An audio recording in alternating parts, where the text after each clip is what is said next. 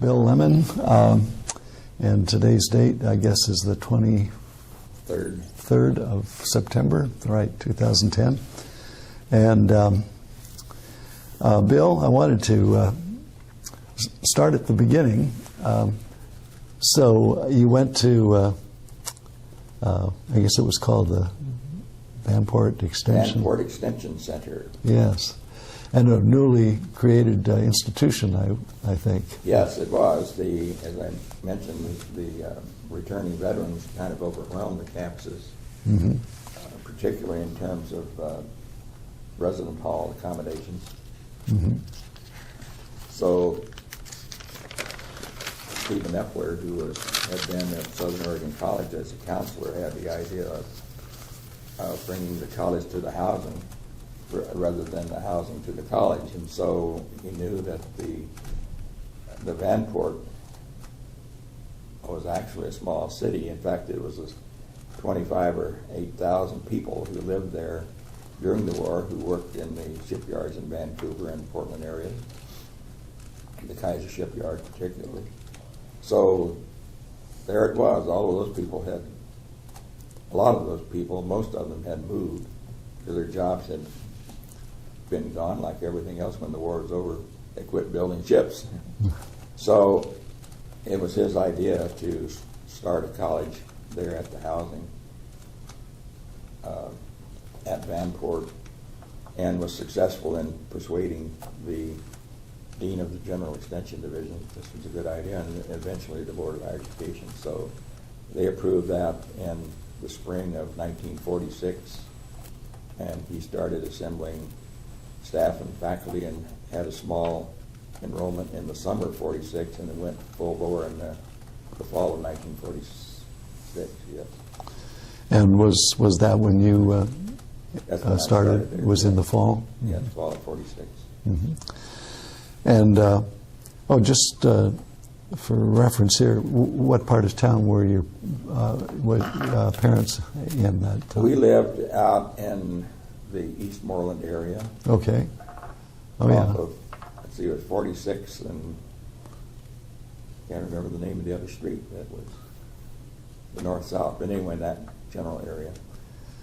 And were you living with your dad and that at that time? Yes. So Reed would have been a little closer. It would have been hopping a tip. But a bit of a commute out to Vanport. Yes, I bought a 1930 Model A for $300, and that was my transportation. Well, back and forth. Well, tell me a little bit about that community at that time. You mentioned already, I guess, that a lot of people were working in the shipyard, so there must have been a certain amount of recent unemployment, maybe, at that. I expect so. We didn't really mix too much with those folks because they had their activities and we had ours. Of course, I wasn't living there, although many of the students and a good number of the faculty lived at Vanport in those apartments. But of course, there was a grocery store, and there was a small movie theater, and there was a drugstore, and there was a fire station, and a post office. And it was a small city, so it had all those accoutrements. But we didn't, at least those of us who commuted, didn't have much interchange with the other folks that were not associated with the college. But it was a small, self-sufficient town of sorts. Probably. Yeah, probably. If I remember correctly, it may have been one of the bigger cities in Oregon at that time. I think it was perhaps the second largest at its peak. It was around 28,000, as I recall. I don't know what Eugene and Salem were at that time, but they would have been the only others that were near that number. Well, what was the Extension Center itself like? Took over a number of those store buildings, like a grocery store building, and chopped them up in classrooms and had other buildings. One made into a small library and some administrative offices and so on. So it was just it was World War II housing type construction, so it was not permanent. There's no brick walls or anything of that sort. It was all frame construction and very modest. Mm-hmm. And what was your experience there? I guess you're with the teachers and students. The teachers, many of them were just 2, 3, 4, 5 years older than the students. Uh-huh. A lot of them had taken their baccalaureate, and many had at least a master's degree, and a handful had doctorates at the time, but not a lot. But we found them, of course, those who had also been discharged from the service recently, they were very comfortable with the students who had the similar experience. Mm-hmm. So the students, of course, were there for an education. So I don't mean we didn't have some fun, but it was pretty serious stuff. They were there for a purpose and not just get off to college to play. Mm-hmm. And what sort of courses did you take in that first year? I took accounting, I took history, I took economics, and literature, English literature. Those are the ones that have come to mind immediately. Psychology. Mm-hmm. Any favorite professors or teachers? Oh yes, I enjoyed them all. I became good friends with my accounting prof, Donald Parker. Mm-hmm. And in the second year, when I was still taking the second year accounting, I became his paper grader with another fellow. Two of us assisted him in that task. And Dick Hawley, Richard Hawley, was my economics prof. I enjoyed him a lot. He's still living. He's just turned 95 recently. He's among the only 3 or 4 of the original faculty members that are still alive. And George Hoffman, history professor, for whom Hoffman Hall on the campus now is named, was an esteemed and wonderful professor. He was very lively and very articulate in his presentations, and so those were most enjoyable. Mm-hmm.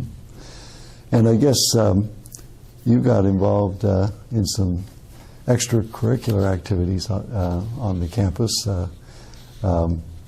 I guess the bookstore was a student-run bookstore, is that right? Or yes, I was not involved in that.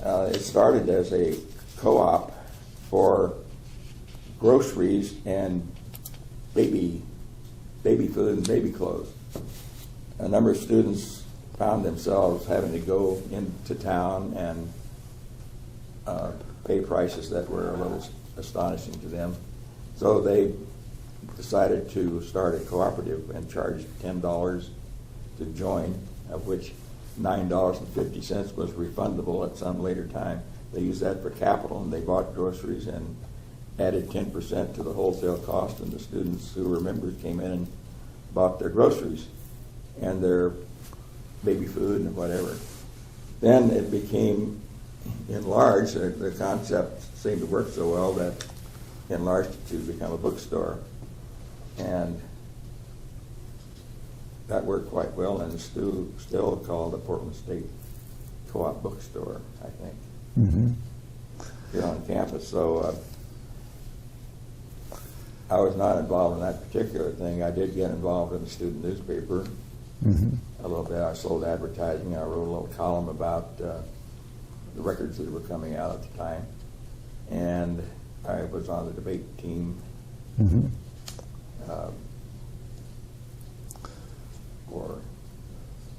in my second year. Those were my principal extracurricular activities, I guess.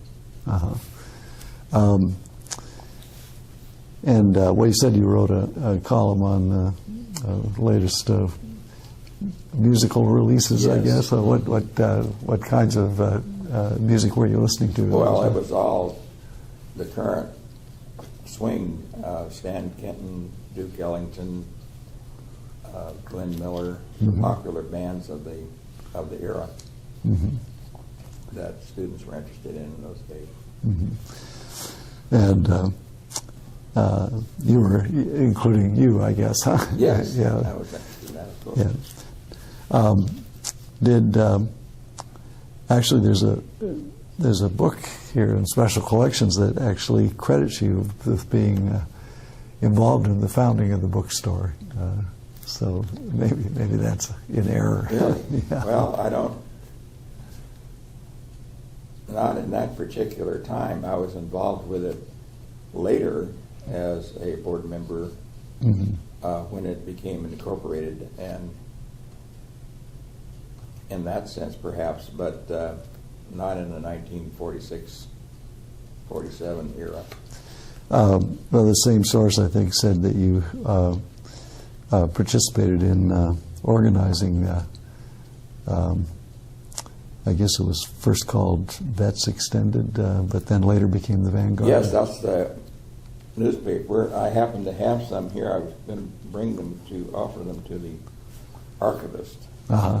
I don't know if they want this kind of thing, but I've been trying to winnow my files and see what. So this is the first issue Yeah. of Vets Extended, Oh, yeah. and it was published November 15, 1946. And do you have a column in that particular issue? No, I didn't. I'd start that until the second year. Okay. And after about 3 or 4 issues, it changed its name to the Vanguard. There it is. I guess the first editor was a man named Don Carlo. Ron Carlos. Carlos. Did you know him? Yes, I did. Tell I me didn't know him well, but I knew him. Tell me a little bit about him. Well, he was blinded in service, and he was determined to start a newspaper. He had a journalistic inclination, and he knew of several others who had journalism experience. So he organized, started, became his first editor. Mm-hmm. And there was another person on the faculty, Von Albertson. Von Albertson. Do you remember him? Yes, I do. From that time?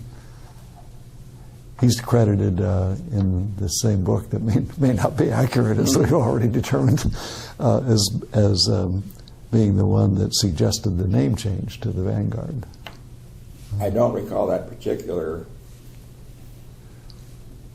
action, but that doesn't surprise me.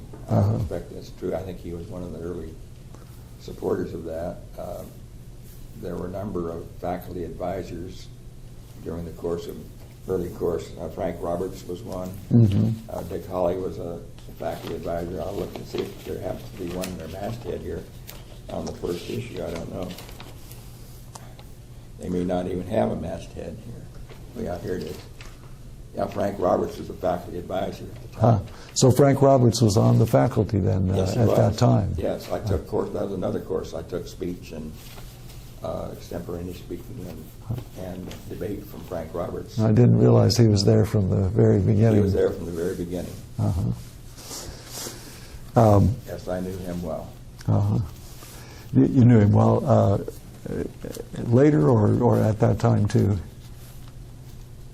More later, but during that time, you mean during the 2 years I was there? Because as I say, I was on a debate team that was small. Oh, right, of course. And we would travel together. He traveled with the team. Mm-hmm. So we went to Eastern Oregon, we went to Montana, we went to California, we went here and there. And so we would ride together in the car, four students and Frank Roberts, heading for Eastern Oregon for a symposium or whatever. So I did get to know him quite well. I knew his family, and I knew his 2 daughters and their early stages of life. Yeah. And what was he like then as a young man? Oh, he was terrific. He was very gregarious, outgoing, very bright, worked well with students. I remember I took parliamentary law from him. That was another course that was larger than that, but I think that was the main emphasis. Mm-hmm. And of course I saw him often later, just when I was back and forth. And when I joined the staff at Vanport in 1950, of course, then I would see all of the professors that I knew Mm-hmm. as a fellow staff member. And of course I knew him as a legislator and saw him reasonably often in that capacity, as well as off campus or out of the Capitol. I'd been to his apartment in Salem with his wife. Mm-hmm. So you knew Barbara, I knew Barbara as well too. Huh? Mm-hmm. Well, let me ask you if you remember where you were on May 30th, 1948. That was the day of the flood. Right. The day that the dikes broke. The flood, of course, had been, the river, Columbia River, had been flooding for several days or weeks. But it, and the Willamette too, I yes, guess. and the Lemman as well. All the rivers in this part of Oregon. But no, I don't remember specifically. It was on a Sunday, and I was not there. Uh-huh. I had been involved a little bit in getting together some records and typewriters and other things to load them up and get them out of there in terms of, or as a kind of an insurance in case the flood did attack. So that was someone's foresight, not mine, but I was helping to load trucks and get some of that stuff out of there. Prior to the flood. Prior to the flood. Yeah. And of course, when it broke, there was not time to do anything Uh-huh. of that nature. People were, Steve Epler, the director, was going around knocking on doors and saying, "Get out of here," and trying to get his own family out. Steve Putnam, who was the assistant director, was working on his doctorate, and his dissertation was in his house, and he started out and didn't get out in time for him to return on land, and so he had to get a rowboat and go back to his apartment, crawl through the second-story window to retrieve his dissertation that he had been working on. So it was that kind of wild time, and it was not chaotic, but it was pretty stressful. Yeah. Well, at least he retrieved it, huh? Oh, yes. Yeah. Nowadays, it would probably been backed up somewhere on a disc or something. But now Oh, yeah, that was... you lose the manuscript in those days, and it's gone. I It's guess. gone. Yeah. Well, then what happened in the aftermath? The campus obviously was not functional any longer. Yeah, the first thing I remember, I don't remember whether it was that afternoon or the next day, I went back out to where the campus was, just to look. And outside of the bowl where the Vanport was, there was in the Kenton area of Portland, the Red Cross and others had established some activities where folks who had been drowned out could get clothing and other things, and I thought, there's my lit teacher, Ella Litchfield, pawing through used clothing, trying to find something she can wear until she can replace her clothing from a regular store. It was that kind of situation, and I'm sure it wasn't much different from other places that have had experienced floods, that the folks involved are immediately displaced, and if they weren't lucky enough to bring things out in advance, they had the clothes on their back, and that was it. And of course, the next question was to try to locate all the students, make sure that there were none missing. So Steve Epler arranged to get an office downtown at the General Extension Division office, which was at 220 Southwest Alder, in a regular office building. But there wasn't room for more than one or two people additional in their small rented space. So he asked me to go out, scout around, see if we could find some more office space. So I was walking around trying. I scouted out some places that might be rentable or perhaps donated. And I was walking up 10th Street and saw all these moving vans, and they were taking the furniture out of a building that the Veterans Administration had occupied. And they were going to their new quarters down in a new building down next to the Multnomah Hotel, that area. So I went in there, and here was all of these telephone lines, the telephones on the floor, a few desks hanging around, and so I went down to the Veterans Administration and talked to the head man, I can't remember his name at the moment, and found that they still had the lease on the building and they would permit us to use that empty space. So we started getting volunteers to come in and man the phones and try to find all the people. So that lasted several weeks. Uh-huh. And of course, the Steve Epler had arranged to use Grant High School for the summer, and so there was a summer session, a small one there, and then during the summer they met with the folks at Oregon Shipyards and were able to get that facility, which again had been closed down because of at the end of the war, which was a federal facility there, and get that. That's where the college moved in the fall of '48. Mm-hmm. And so you were still enrolled at that point in the fall? No, I finished. You'd I finished. finished the 2 years there, so I went to University of Oregon and had my senior year there. And what was that like for you? It was different again. I had a small room in the second story of a house near the campus, and became involved again in a little bit in the student newspaper there and advertising and a bit inside, and worked for another fellow with that was doing a surplus store, trying to sell all kinds of government surplus material, which included clothing and everything else that you could think of.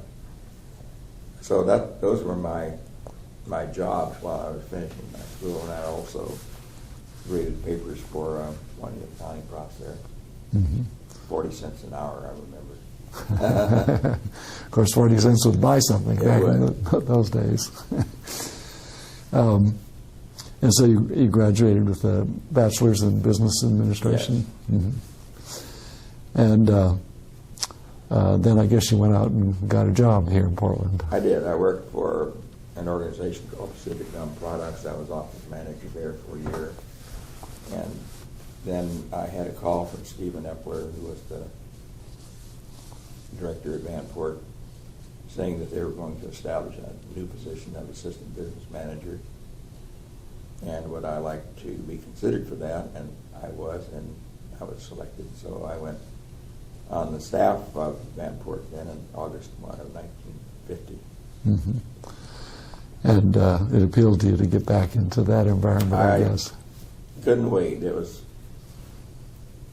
being with folks that I enjoyed so much, and there's nothing more invigorating to me than a collegiate environment. So to be there, if you can't be a student, if you can be a staff member, that's second best, if not first. And so, what were your first days on that job like? It was so different from what I had experienced before that I had to learn from scratch all of the business office formats and activities. I was also asked to be the acting registrar, in that as an extension center, all of the courses that were being taught at Vanport Extension Center were courses from other institutions, University of Oregon, Oregon State, Western Oregon. Those were courses out of their catalogs and counted as resident courses at those institutions. So the University of Oregon was the official registrar, in quotes, where our permanent grade records and transcripts were housed. But one of my responsibilities was to develop the system for registration and then getting grades and recording them and getting to the University of Oregon. So I had that, as well as working with the cashiers and other parts of the business I was purchasing and so on. They were just starting from scratch, learning, innovating, because there was nothing there before you right. to pick up. And at this point, I guess even the continued existence of the school was in question. Yes, it was. There was the famous accordion speech from Dean Kramer, who was Dean of the General Extension Division, and described Vanport as like an accordion. When the demand increased, it went up, and when the demand decreased, it would come down. And the expectation was that after 2, 3, 4 years, that the campuses would be able to accommodate all comers, and that this accordion would collapse, I guess, and be done with. But the people of Portland, as well as the folks who had been there and were continuing to enroll, had different thoughts, and so they started lobbying for making Vanport permanent. And it was ultimately made then into a permanent extension center in 1949. Mm-hmm. So it was then a 3 2/3 year college. Couldn't offer degrees, but it could offer courses through the senior level. So you could start out there, but if you wanted a degree, you'd have to finish up on one of the. So you had to, like you did, like I did, and most institutions require at least one term of residence, physical residence, in order to get a degree from the institution. So they would like more, usually a year. But that's the way it started. Of course, Portland at that time was the largest metropolitan area in the country that did not have a public institution of higher education. Mm-hmm. And well, we might be getting slightly ahead of the story, but I guess some of the other colleges, perhaps in their own interest, resisted the founding of I think that's correct. My perception, Oregon State was probably the most cooperative institution, in part because the Portland State, or then Vanport, offered engineering courses, pre-engineering, engineering drawing, and other courses along those lines. We could get courses either from Oregon or Oregon State, like Chemistry 101 or whatever. But University of Oregon, in my opinion, was the institution that most didn't wish to have Portland become a competing institution. Mm-hmm. And so they were resisting it. Yeah. Yes, I think so. Mm-hmm. And I guess some of the private colleges, maybe the one I think I remember reading something about was Lewis and Clark, also kind of chimed in. I think they viewed it with misgivings. Mm-hmm. I don't recall that there was any extensive or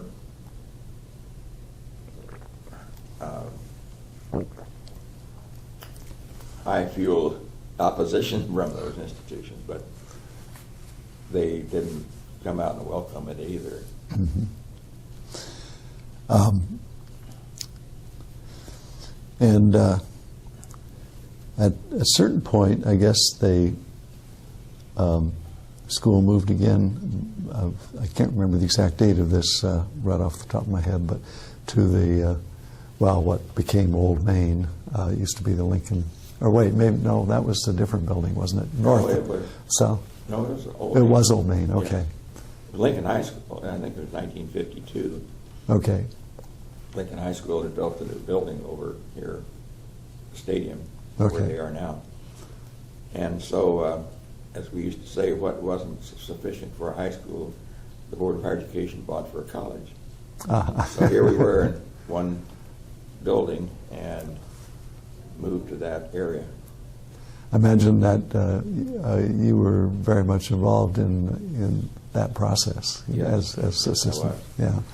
Well, can you tell me a little bit about some of the challenges of that move and maybe financing it or what went on there? Well, we were almost self-financed because in those days, I think my memory serves me, the Veterans Administration was paying non-resident fee level for most of the students, and so that was usually pretty close to sufficient. I really don't know with accuracy. I shouldn't say that because I was not involved in that part of the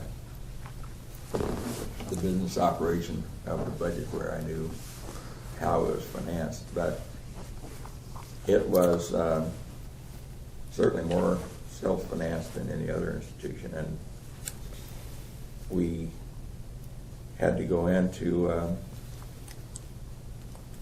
that building and convert from high school chemistry labs to college chemistry labs and whatever, and try to rearrange the whole internal structure of the building to accommodate collegiate-style instruction, collegiate-level instruction, I should say. Mm-hmm. And so then you left behind the Oregon shipbuilding quarters and Yes. moved in what you said, 52, I think it was guess. 1952. Mm-hmm. Mm-hmm. Of course, one of the big problems with parking at Oregon Ship, we had acres for parking, Oh, yeah.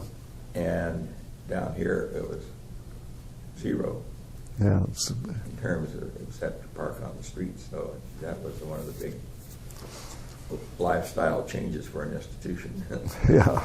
A problem that persisted for a while, I would say. Well, yes, because it was a commuter institution there. We didn't have any residence. Right. Residential facilities at all. In fact, we were forbidden by law. When it was made a college in 1955, it was written into the law that the Portland State College shall be a downtown city college and not a college of the campus type. Those were the words in the statute.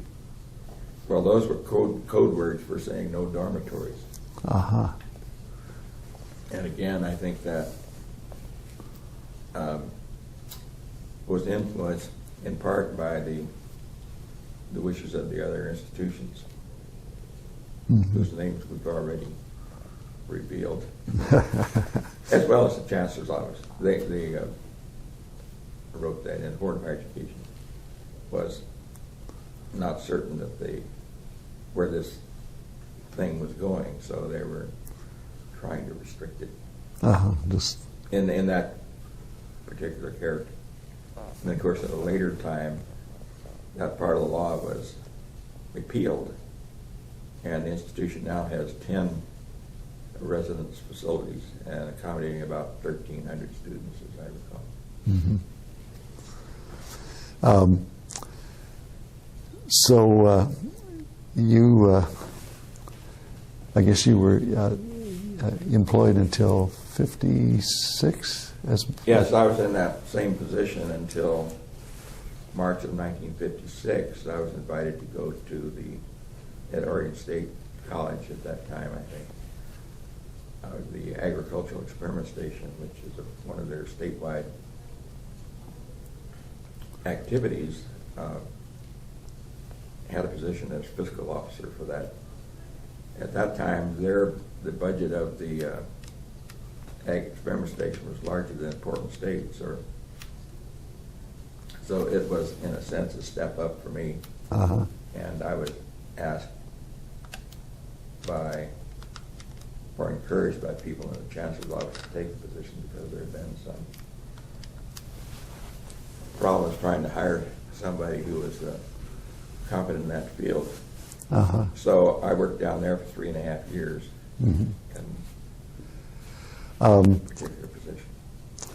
Yeah, I want to ask you a little bit about that, but before we go there, we've mentioned some of the changes that took place, the moves to the different buildings, et cetera. But in those first, about 7, 8 years that you worked as the assistant business manager, were there any other transitions or issues regarding the school or things that you were involved in that we haven't talked about in that first period? Nothing comes to mind at the moment. The Board of Higher Education bought Lincoln High School.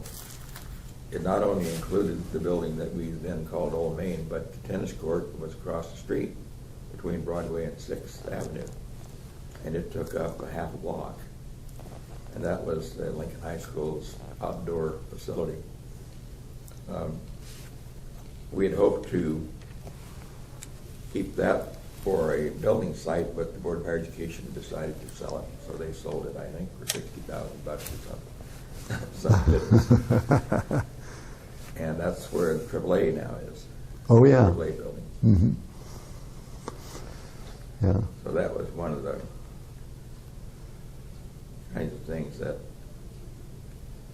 boards do that institutions would not have if they had their own control of their own resources.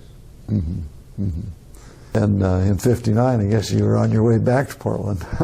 Yes, we came back, and how did that change come about? The business manager, who was my former boss, supervisor, Leslie Newhouse, had been at the college several years, and he was the second business manager. He had been interested in doing some work with the State Department,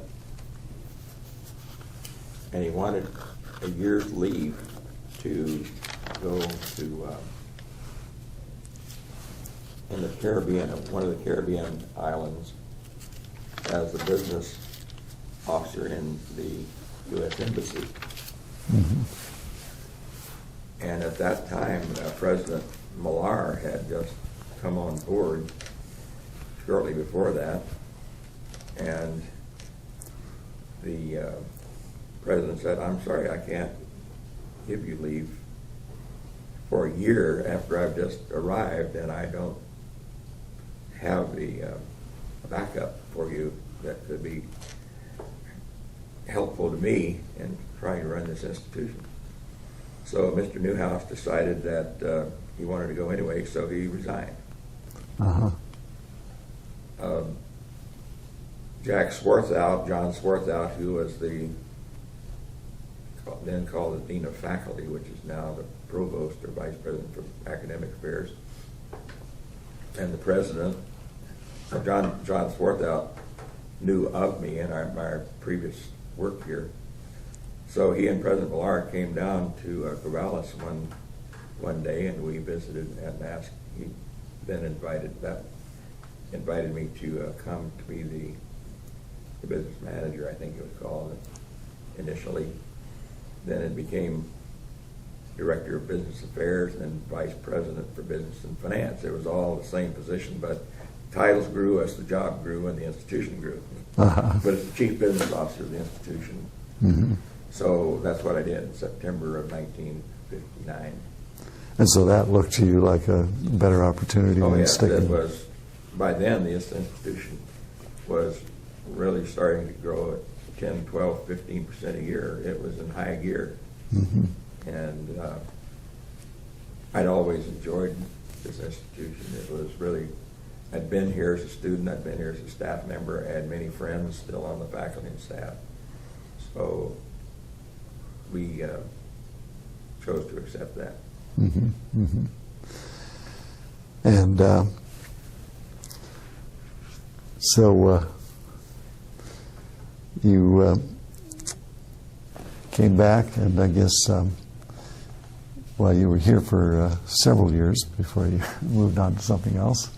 What was there anything about that period that well, you mentioned the growth. I imagine that that must have presented both opportunities and challenges in terms of... Very much so. That was an exciting time to be at this institution. Not that it's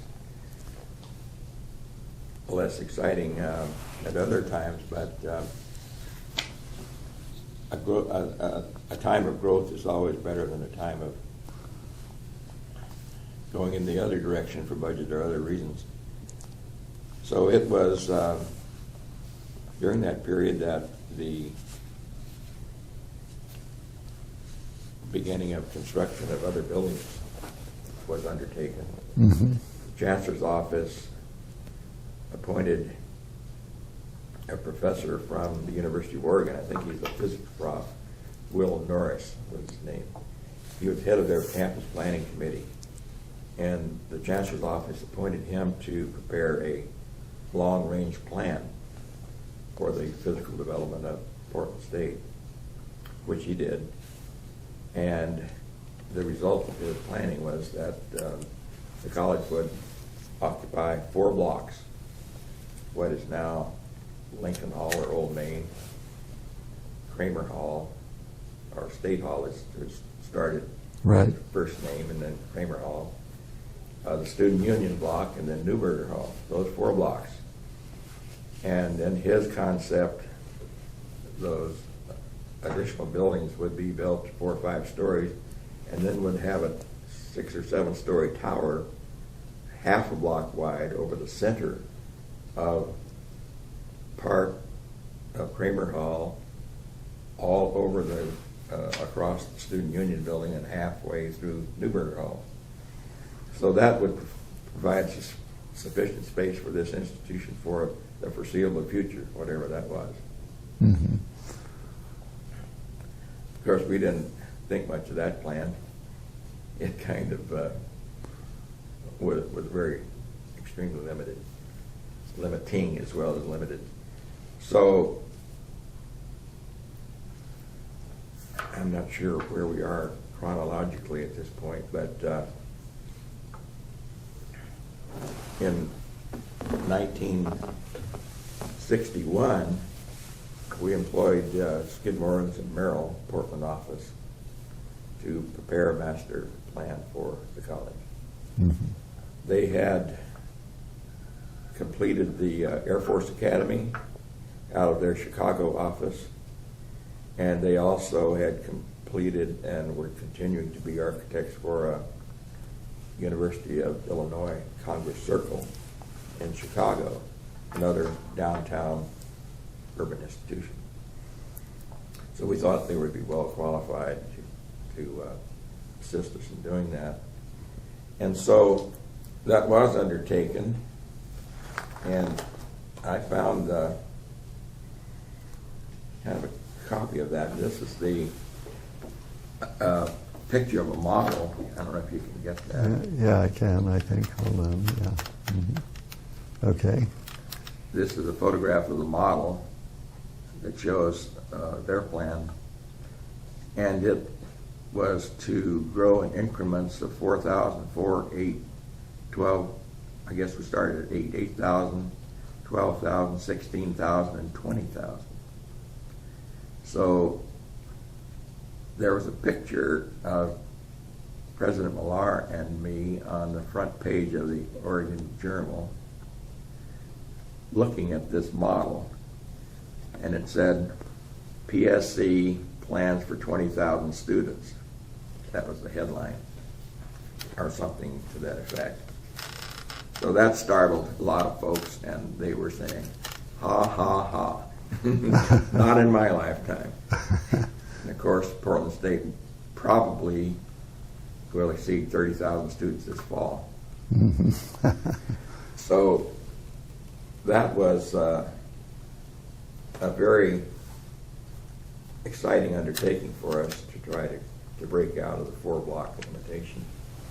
And it was, the plan was ultimately approved, and it's a conceptual form. And how easy was it to finance the buildings as they all came along? They're very difficult to finance. The Board of Higher Education, of course, has the authority to issue bonds if they're approved by the legislature. But the legislature is bound by the same constitutional provisions, 11F1 and 11G. For academic buildings, the legislature must appropriate at least half the cost and can bond the remainder. So if you have a $10 million building, which would not be much of a building these days, you would have to appropriate at least $5 million, then you could bond the other $5 million. So that became a fairly well-used device for expanding the campuses during that period, and it continues to be used. Although the governor, the state's bond limitation is 0.75% of the true cash value of the property of the state, and so that's a calculable number, and the state is approaching that limitation.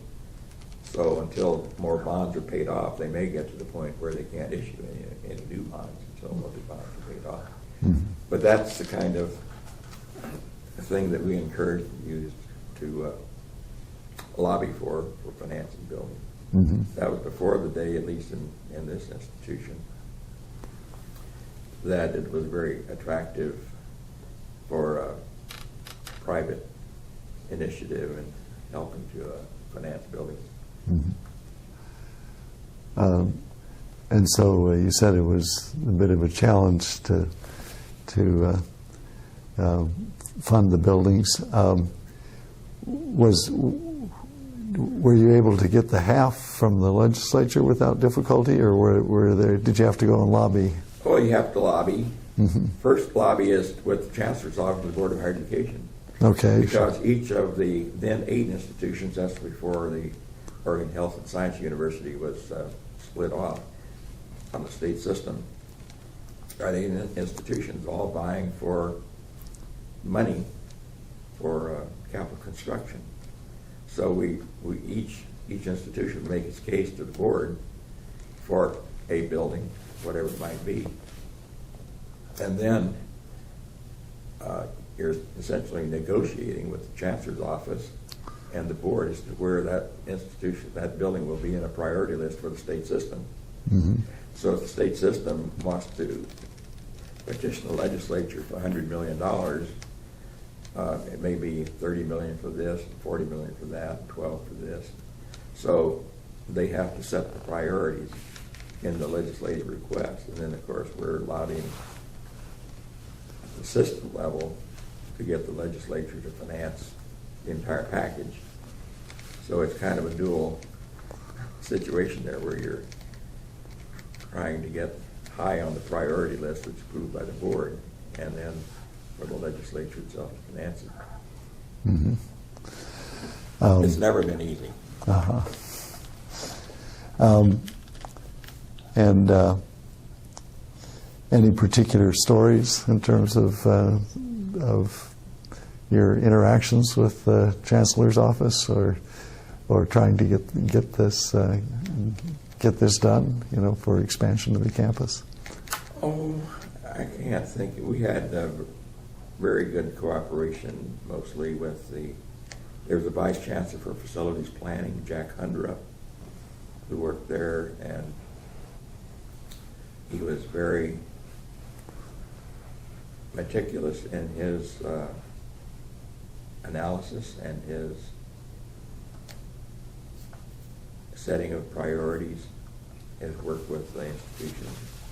And I think we were generally satisfied with the treatment we received in those days. Mm-hmm. And they couldn't help it, in part because we were bulging at the seams. As I say, we were growing 10 or 12, 15% a year, and they had to go somewhere. So, and that was probably a greater rate of growth than some of the institutions, I imagine. Uh-huh. When you were during that period, I guess, 59 through 73, who were some of the people that you worked most closely with here? At Portland State? At Portland State, yeah. Well, or the Chancellor's office, too. Well, I worked with Branford Millar, who was the president. Mm-hmm. First part of the time I was here, then Gregory Wolf, mm-hmm. was the next president. I worked with Joe Blumel, who was, when I first met him, was an economics prof, mm-hmm. and became the vice president for academic affairs, and then became president after, I think it was after Gregory Wolf. So I worked with him, not as capacity of president, because I'd gone to the Chancellor's office by then, but in his capacity as Vice President for Business, for Academic Affairs, excuse me.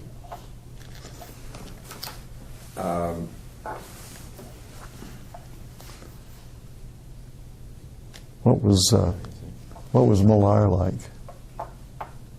Millar was a wonderful combination of a very astute person in political terms, not in party politics, but in the sense of knowing how to work with faculty in any other organization. And he was a scholar in English literature. He come from Michigan State University. Had a wonderful sense of humor. He had 2 children here, and a wife who was a skilled, I shouldn't say skilled, a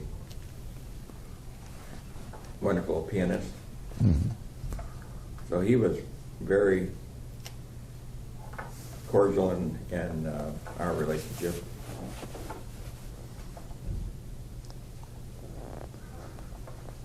And an effective administrator, probably. I think so. Mm-hmm. It sounds like it. He was here during the time of the early part of the Vietnam era, mm-hmm. and worked later on. So those were kind of hard times with the protests that were going on, and people building barricades around in the streets here, not in the park blocks. Uh-huh. So there were that kind of activity that was disruptive, and I think they handled it well. Mm-hmm.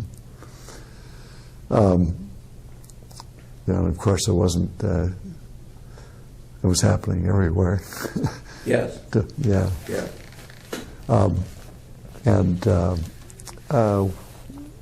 do you remember, were there any kind of, I mean, you certainly had the student protesters.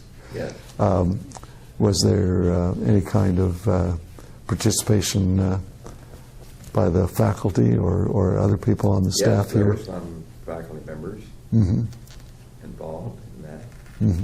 And I don't recall specifically about any staff, but I'm sure there were. Was there ever a time when the administration was called upon to take some kind of stance on the issue of the war? Not particularly on the issue of the war itself, but of course there was a lot of disenchantment with the kind of protests that were going on, and many in the community talked about the hippie types were out in force in their tents and barricades. So there was a lot of community pressure for the institution to take care of those people. But I think wisely the presidents and the other people on the faculty and administration were careful to maintain a quiet poise and to make sure that the First Amendment rights were observed. But hopefully in a peaceful way. But the confrontations got a little hairy 2 or 3 times, and of course the Portland Police Department came with their attack squad and marched through the park blocks with their batons going like this and taking down some of the tents and barricades. Those are pretty scary times. Just a few days here and there, but it was an important part of our local culture as well as the development of the institution, I think, in intellectual terms. There were a lot of, as there are even today, protests from citizens about the extremists who are, whatever that definition means, are invited or permitted to come to campus to lecture or to participate in other activities. So I think as those situations are resolved, it helps us to grow stronger. Well, you mentioned the police and the park blocks. Wouldn't have necessarily been your direct responsibility, but in general, what sort of relationship did the college have with the city government? I think it was good. It was. I was in office in Kramer Hall, right in the corner that faced the park blocks and faced the student union building on the other side. And it was a good spot to observe some of those activities, and we did have 1 or 2 detectives or police officers that would come up to that 3rd floor room and use it to observe what was going on. So they were trying to keep the peace as long as they could, but I think there was a lot of pressure on the city to get the protesters out of the park blocks, and that's what ultimately happened.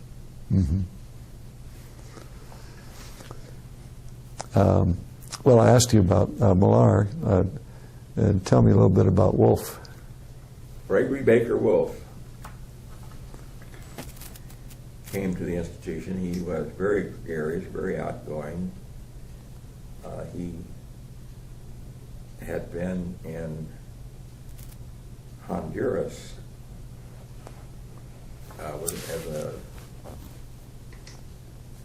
representative of the State Department, and when he and his family were down there, they had a woman who became a nanny, so to speak, with their younger children, and when they came here, they brought her with them. She was from Tegucigalpa, and he entertained a lot. He was very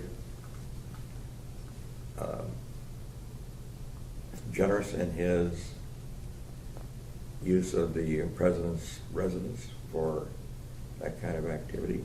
So you went to a few parties there? Went to a few parties there. The Zentbauers had given their home out in it was Military Drive, I think it is. Oh yeah, right. Near Lewis and Clark. Of course, still is the president's home, PSU. I've forgotten which Zentbauer it was, that was J.A. or... Anyway. But that happened while you were here? Yes. That was donated to the college then? Yes, it was donated to the college. Mm-hmm. So that's been the president's home since then. So Ramaley President Ramaley lived there, President Bernstein lived there, President Bivell is there now as far as.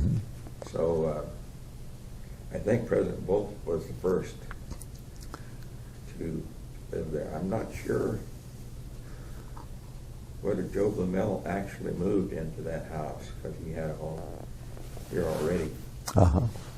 But anyway, that's been a wonderful addition to our real property. Yeah. I guess I was also going to ask you, in general, what was sort of the social culture here at Portland State during those years? I mean, how did people interact? I mean, they certainly went to the president's house, but what other kinds of things would... I think my impression would be that social activities are largely, but not exclusively, focused around academic departments or areas. For example, the School of Business Administration, with which I was most familiar, because that was my specialty, and my mentor, Don Parker, was the first dean of that school, had all kinds of, not a lot, but they would have Christmas parties or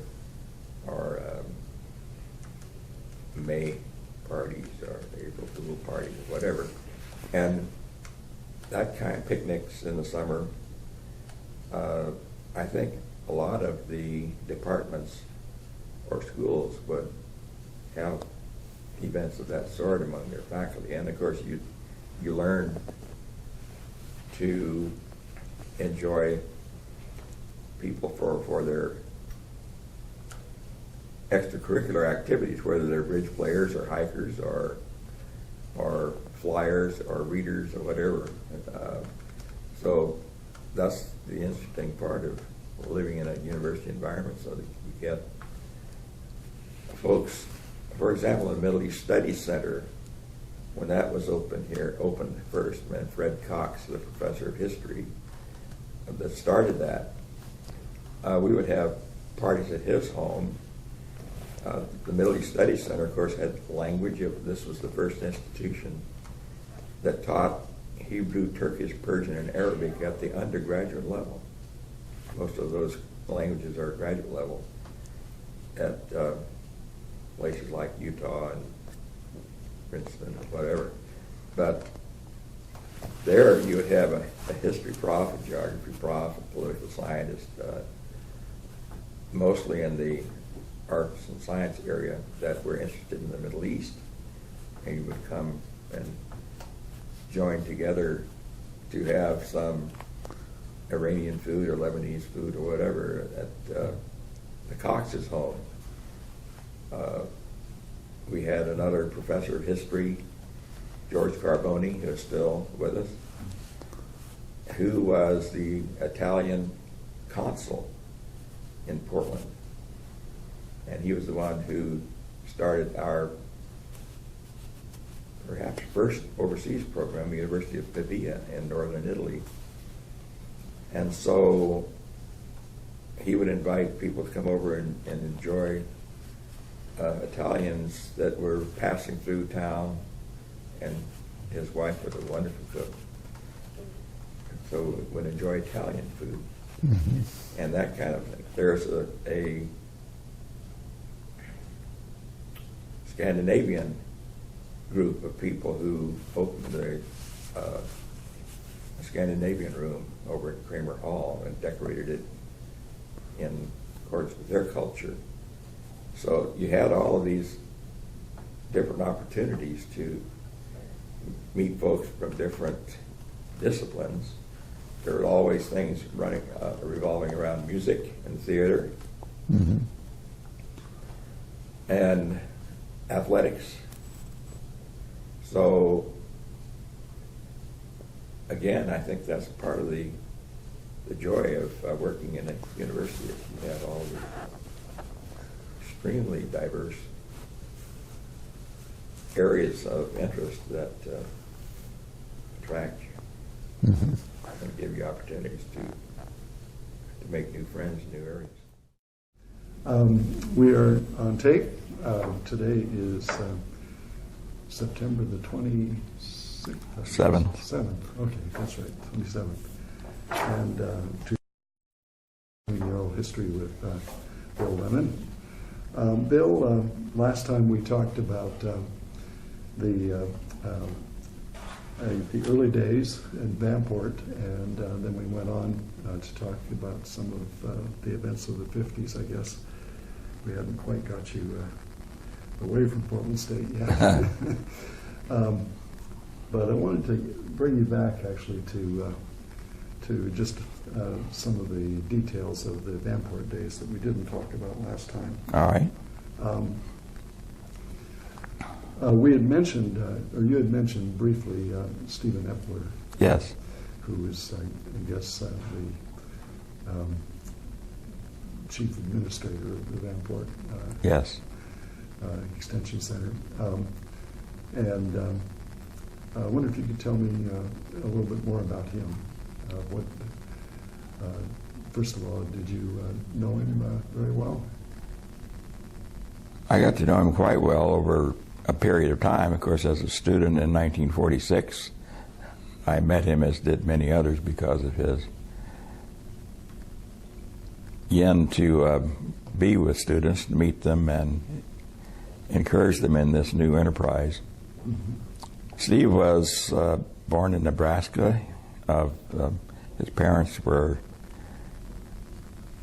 I think his father was a preacher, and then he went to some small colleges in that area, got his baccalaureate, and went to Columbia University, where he got his PhD in education.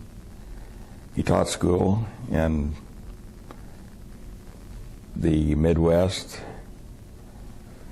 went into the Navy, and came out and came back to a job at Southern Oregon State College then, where he was a counselor, working with returning vets, among others. And that's where he had the idea of starting Vanport, because the colleges were overflowing in terms of their capacity to house students particularly. And here we had all this housing and no school. So he was a visionary. One of the favorite stories, and one that I'm sure most people who know of him very much know, that he invented six-man football. He was at a small schools in the Midwest, and they had too few male students to have 11 men, or even 22 if they're going to run offense and defense squads. So in order to have the opportunity to play, he actually invented the game of six-man football, which is still played today in many of the rural communities in the Midwest and Texas and other places. He received a lot of publicity. He was written up in Time magazine, as I remember, for that feat, and it's frequently mentioned as one of his unusual achievements. And you mentioned that he was visionary in getting the Extension Center Yes. going. Do you know very many of the details about that? Not an awful lot, because, again, You were just most of the organization activities began before classes opened. Mhm. But he met with John Kramer, who was the dean of the Extension Division, and worked out the programs. As the Extension Division, as its name suggests, extended the classroom courses from the campuses to off-campus areas, including the Portland Extension Center, which had long been in Lincoln High School, where they offered night classes. It had And- been in Lincoln High School then prior to... Yes. Uh-huh. Perhaps since the 20s or 30s. It had been a very long time. I don't recall how long it had been. But there was a director of Portland Extension Center, and then, of course, Steve was director of the Vanport Extension Center. They also had correspondence courses and other things of that nature. So it was a easy way to start offering college courses through the Extension Division, and so Steve arranged all of those, particularly those from University of Oregon, Oregon State, and occasionally those from education courses from Western Oregon in Monmouth. So all those arrangements were made, and he started hiring faculty, some by mail, by telephone interview, people who had already had their master's degrees before they went in the service. Most of these people had faculty members were in the service as well, and a few had doctoral degrees, but not too many at that point. So he assembled that group of people and opened the doors, and there were a few hundred in the summer session of 1946, and if my memory serves me, about 11 or 1200 in the fall 1946, when it really opened full swing. I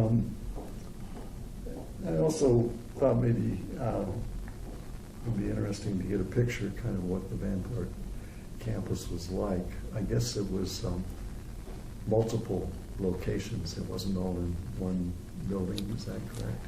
Yes, that is correct. There were, well, as I said before, I think it was a virtual city. Mm-hmm. It was a housing project had lots of 1- and 2-story apartments that were meant for shipyard workers and their families. And as such, there was a theater, there was a drugstore, there was a grocery store, barbershop, all the things you would find in a small city, but not extensive. Nonetheless, and there were buildings that related to the physical plant of heating those buildings and doing the other maintenance kinds of activities. So we were able to acquire, the Extension Center, acquire access to virtually all those buildings that were commercial in nature or other than the specific housing, and those were just converted by building walls and making square classrooms out of them. And how far apart would these classrooms be? Oh, not terribly far. At most, a couple hundred yards, I suppose. They were. Okay, so they were very, very easy to get from one to another. Mm-hmm. It was very easy to. The other person that you might have known was Jean Black. Jean Black, I knew well. Mm-hmm. She was the librarian. She was the one of the first, if not the only, faculty member who had a doctorate degree upon arrival, and among the early hires there. She was a well-trained librarian and had a lot of friends in the business, so to speak. One of my wife's favorite stories is that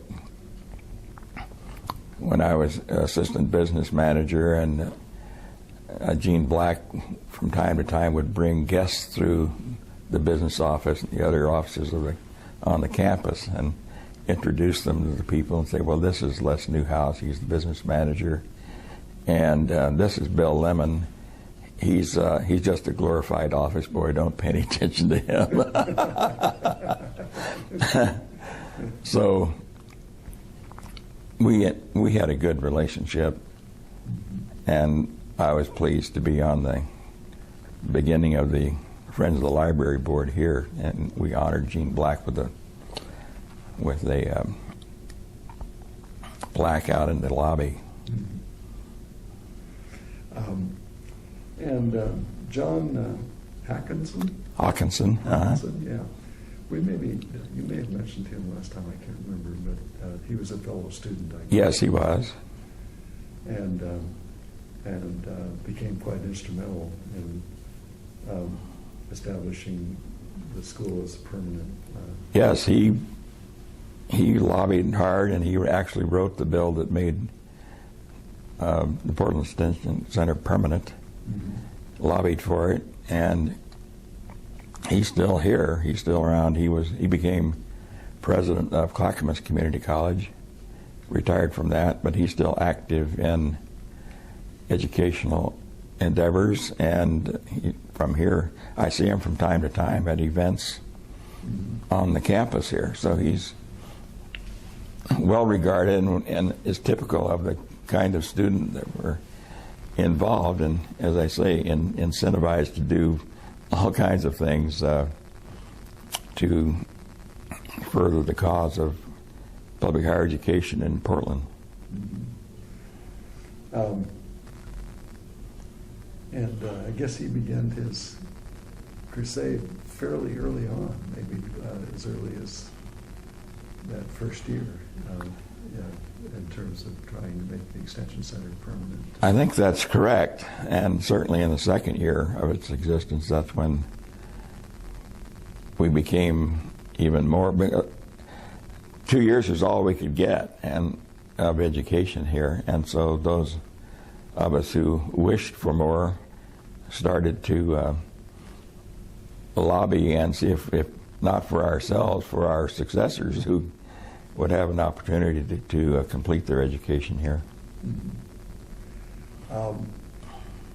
And I guess an ally in that was, well, at the time he was a state legislator, Richard Newberger. Richard Newberger, that's correct. Did you know Newberger at all? I'd met him. I didn't know him. I doubt if he would have known my name if he were introduced, but I'd met him on several occasions during the course of these, and Maureen Newberger as well. She was very helpful after Dick was gone elsewhere, and of course the Newberger Hall is named for him. Right. In recognition of his contribution to the establishment of this institution.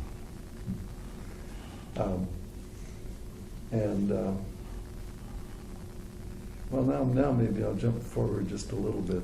Okay. Well, let's see. Wait a minute. Yeah, I'll jump forward a little bit to talk about maybe some of the people that were there at the beginning. But this, I'm thinking of a period that's a few years later. By this time, you were well, back in. Let's see, what's the timing exactly here?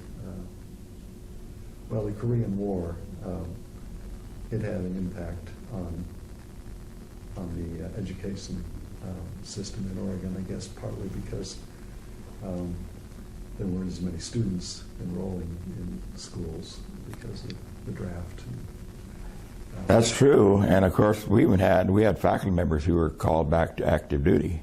Right. During that That's time. one of the stories I wanted to ask you. Some of the faculty left. Well, just in general, what would you say was the impact when the Korean War started? Well, it was, in some ways, it was just like any other departures of valued faculty members, but in this particular case, of course, it meant that there were several going at the same time. Mm-hmm. And they were the, I guess, younger faculty members who had not, several of them had not seen active duty in World War II, but had been, or were at the very end of it. But it did make a dent in our staffing for a year or two, and most of those returned to Portland State to continue their careers, but after an absence of 1 or 2 or 3 years. Mm-hmm. There were 3 that were mentioned in, again, Gordon Dodd's book. Oh, I should have reread the book, refreshed my memory on these. Yeah, well, I've just recently been kind of taking another look at it. That's okay. One was Lyle Massey, who was apparently a student, but also did something in the way of dramatic productions. He was I know the name, but I did not know him at all. Okay. And Leroy Pearson. Pearson? I knew Roy Pearson very well. Oh, yeah. He was one of our golfing buddies, and other things that we enjoyed. He was in the counseling area, and at that time, and he passed away several years ago, and his wife just died, I guess, last year, Lucy. But he was called back into the service, and it struck everybody, I may be next kind of thing. Because there are a lot of folks in the reserves, a lot of faculty members, as well as some of the older students had stayed in the reserves after they were discharged from active duty. So one never knew when it was going to happen, I guess. Uh-huh. Robert Mers. Bob Mers, a sociology prof. Yeah. And yes, he went in and he came back, and then he went down to Reedley with Steve Epler, who was on the faculty down there after he returned from service. I didn't know him well, but I'm trying to think of his wife's name. I can't remember at the moment. But he was one of the... He's also mentioned in Dodd's... very active in political areas, I think, and made his views known around the campus. And what were his views? Oh, I can't recall at the moment. I really don't remember. Uh-huh. I just remember he was active and would shake things up from time to time, but I can't recall exactly what. Well, according to, again, the Dodd's book, he, along with Roy Pearson, were among those called up for the Korean War Yes. Service. And then upon being discharged, Pearson and others managed to rejoin the faculty, but Mers was denied getting his... I think that's right, that his sociology department either... I don't think we didn't have a tenure situation in those days. I don't think so, and it was not there were no continuing appointments. But I think the sociology department decided that his teaching philosophy or his view in the sociology profession that was not suited to the majority view in the department, and didn't rehire him, and so that's why he went to Reedley with Steve, or shortly after Steve did. Yeah, apparently. Steve Epler, that's what I'm talking about. Yeah. Right. Well, again, in the Dodds book, apparently one of the people that thought that Merz maybe shouldn't be given back his position was because he didn't have a doctorate, for one thing, and probably wasn't going to get one. And that would have been more important, I think, because there are a lot of folks who did not have doctorates at that point. On the other hand, dozens were given leave, either without pay or sabbatical when they earned that, and did go get their doctorates, like Dick Hawley, who was the economics prof and became graduate dean, and other Brock Dixon, who became the head of the political science department, got his doctorate at USC, as did George Hoffman in the Department of History, who became Dean of Arts and Sciences. Donald Parker went to University of Washington, got his doctor's degree in marketing, and he became Dean of the School of Business Administration. So Frank Roberts went to Stanford and got his doctorate. So there was a continuing ebb and flow of people going after their advanced degrees after they were settled in a little bit, and the administration recognized them as outstanding profs, and people were willing to make that sacrifice to leave a paying position to go get their doctorate. Then they were rewarded. But if people weren't that much interested, they weren't, because I think the college, of course, wanted to improve and have its more and more of its faculty with the terminal degrees.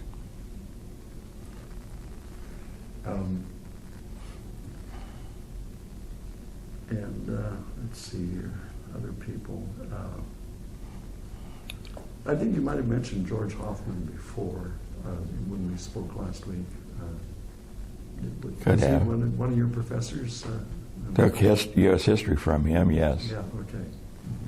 We had already talked a little bit about your activities as a business manager during that period from 50 to 56. Oh, 56, okay. Mm-hmm. But that was the period when I guess the college, well, at that point it was still the Extension Center, I guess. Right. But, we called it a college anyway. right, that's right. Moved into Lincoln Hall, and I think we talked about that a little bit. One thing I didn't realize was that Lincoln, that even after the college was in residence in Lincoln Hall, that they were still sharing the building with the Extension Center. Is that correct? Well, the Portland Extension Center, yes, they continue to have night classes there, mm-hmm. as I said before, that they had done for 30 years or however many it was. Mm-hmm. So, yes, that was still active. Mm-hmm. And I guess even though, well, there had to be a certain amount of coordination, I guess, between Extension Center and Portland State. Mostly for the scheduling of classrooms. Mm-hmm. They already had their own method of registration and so on. So, and many of the profs, well, almost all of the profs actually in the beginning were from other campuses, because there was no campus for the Portland Extension Center. So University of Oregon, Oregon State profs would drive up for a night class. They were 3-hour classes from 6:45 to 9:45. And so, and someone from Lewis and Clark or Linfield, Prof. Elkington from Linfield used to come in and teach accounting courses at night. Franklin Zoran was dean of the School of Education at Oregon State, came up and taught classes in school administration. I registered for one. He taught several of the graduate courses in education. Well, folks like that came and they continued to come from off campus, although some Portland State faculty began to teach a section at night as well. And I guess from roughly the same period, the Portland State acquired some additional space in a space that used to be a Safeway store on 6th Avenue for engineering students. Yes. I was trying to remember the exact location of that. Long since torn down, but yes,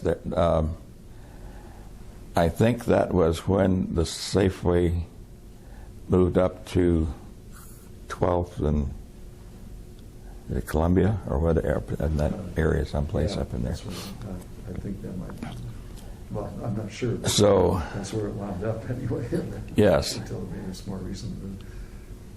Yeah, it was again a necessity for having additional space. They had all their drawing boards and their big drawing boards. It took a lot of room for 30 or 40 students to do engineering drawing and some of the other activities. And so we did. We're able to acquire that area.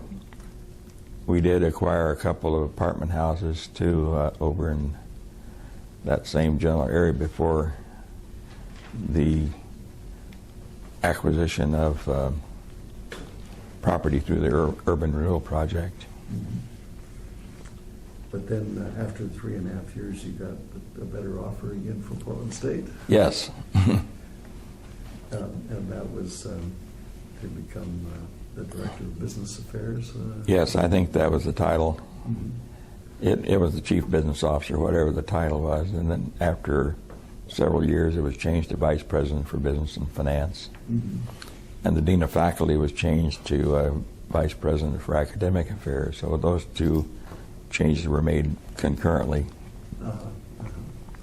So those two things happened concurrently. And it was assumed by most of us, meaning the faculty and the staff, I think, that Steve Epler would be appointed first president of the college. But John Kramer decided that it was a job that he would like, and so he had personal access to the board and the chancellor that Steve didn't, and that was the way it worked out. And so when Dean Kramer became President Kramer, there was nothing for Steve Epler to do, and I think he had already left a few months earlier in anticipation of this happening. So, after the it was apparent what was going to take place. So. Mm-hmm. So it was a job that Epler probably would have wanted for himself. Oh, unquestionably, because it was his dream. Right. From the beginning. So, yeah, we were not very happy about that decision. Most of us. Yeah, yourself included. Myself included. But there was nothing that could be done about it, I suppose. Well, no. The Board of Higher Education had the authority to appoint the president of each institution, and they did. And so it wasn't exactly, doesn't sound like it was exactly an open hiring process then. I have no recollection of whether there were any other candidates that were looked at. That was beyond my pay grade as well as beyond our vision at that point. There was no affirmative action. There was no personal practices of that nature that were extant in the early 50s, I think. But it sounds like generally the whole faculty and administration of the college was sort of behind Steve Epler. Is that? Unquestionably, in my opinion, that was the case, yes. And so was there real dissatisfaction when Kramer came, or was it just like, oh, he's qualified too? Well, there was certainly large disappointment, and I suppose dissatisfaction to some extent, but I was not present then, so I can't really attest to the level of dissatisfaction because I didn't really work under John Kramer, again, except for a few months that would have overlapped there. Was that any kind of, did that play any kind of a role in your decision to go to Oregon State? Perhaps. I think I was asked, again, there were not the kind of searches that one did, and particularly at the level of position that I was at, I suppose. But I was asked by staff in the Chancellor's office to consider going to that job in the Ag Experiment Station because it was an important one that they had been unsuccessful in finding someone who was fully capable of doing it. So there was a personal relationship between me and members of the Chancellor's staff that was influential in my taking it. I don't have any specific recollection, but my thought would be that I'm sure that helped me decide to go. That being the fact that Steve was no longer there, and I was not terribly anxious to serve under Jack Kramer. Just because of loyalty to Epler, or because of Kramer himself to some extent? Not blind loyalty, but the way that Steve had been treated. Mm-hmm. And what was Kramer like as dean of the Extension Center, and then your brief experience with him as president here?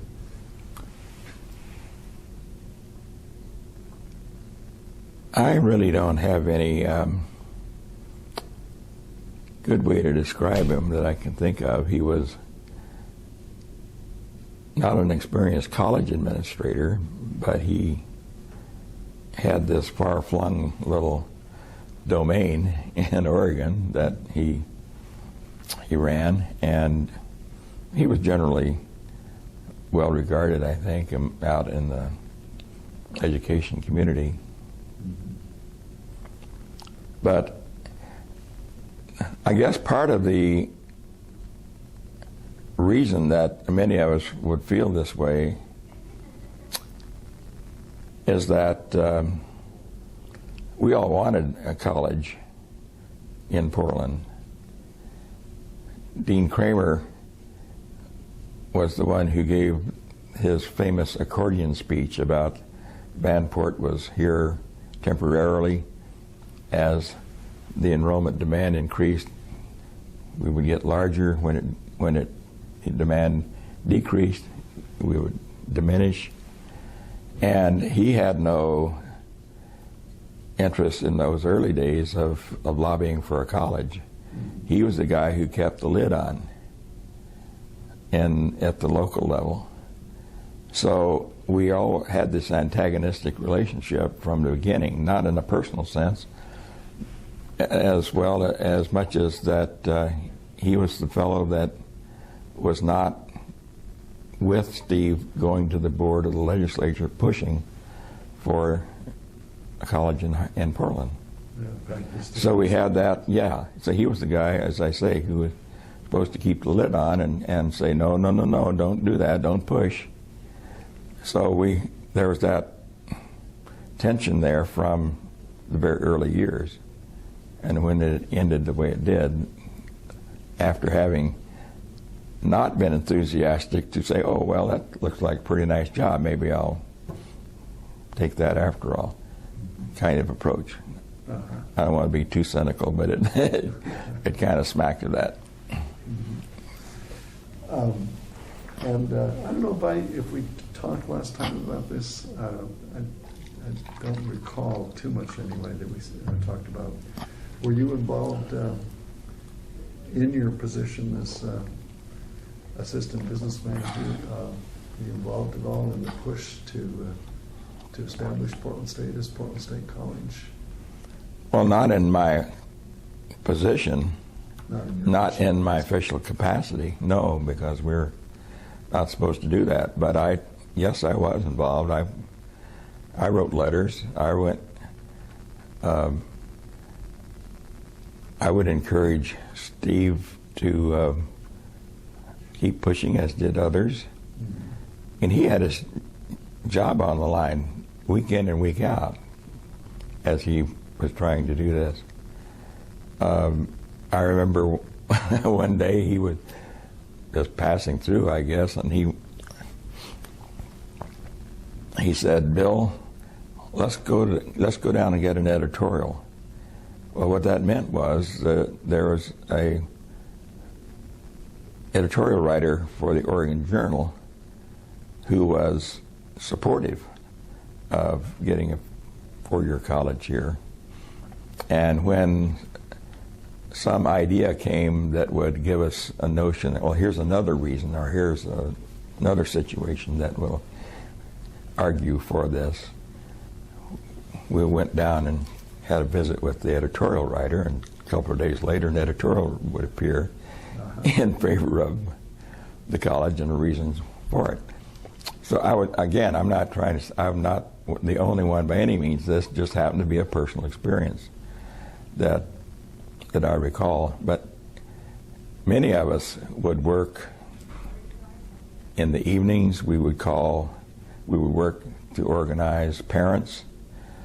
We worked to get union leaders and other folks in business to support the notion. So, and we were able to contact our own legislators, but we were not supposed to be lobbying on behalf of the institution at all.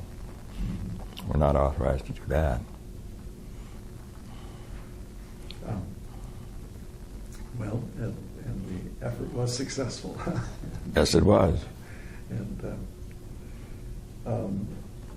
okay, and then well, you came back. By this time, Millar was president. Yes.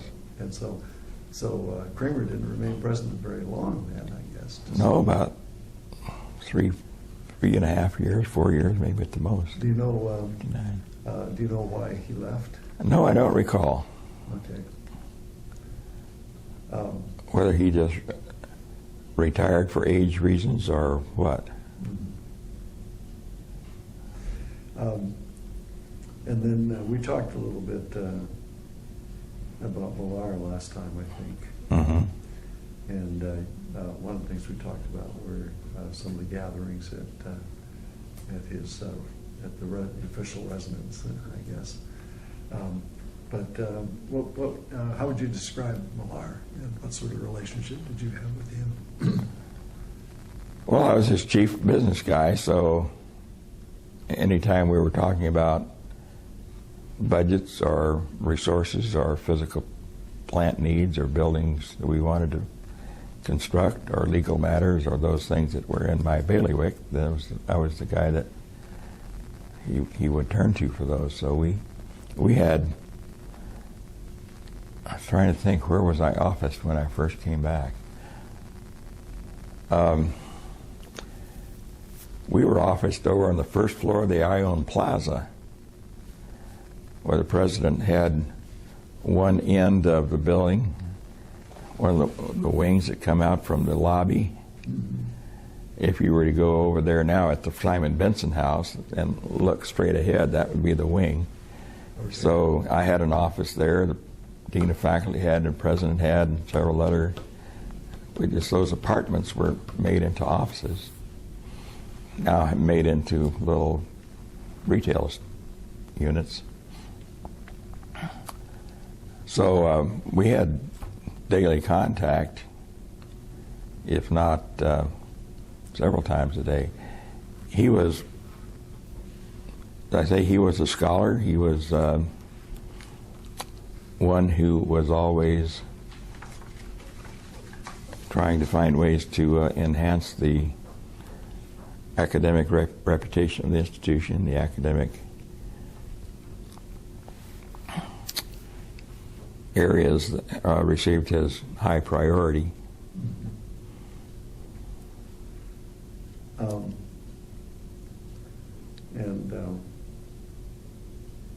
We talked a little bit last time about the buildings, the newer buildings after Lincoln Hall.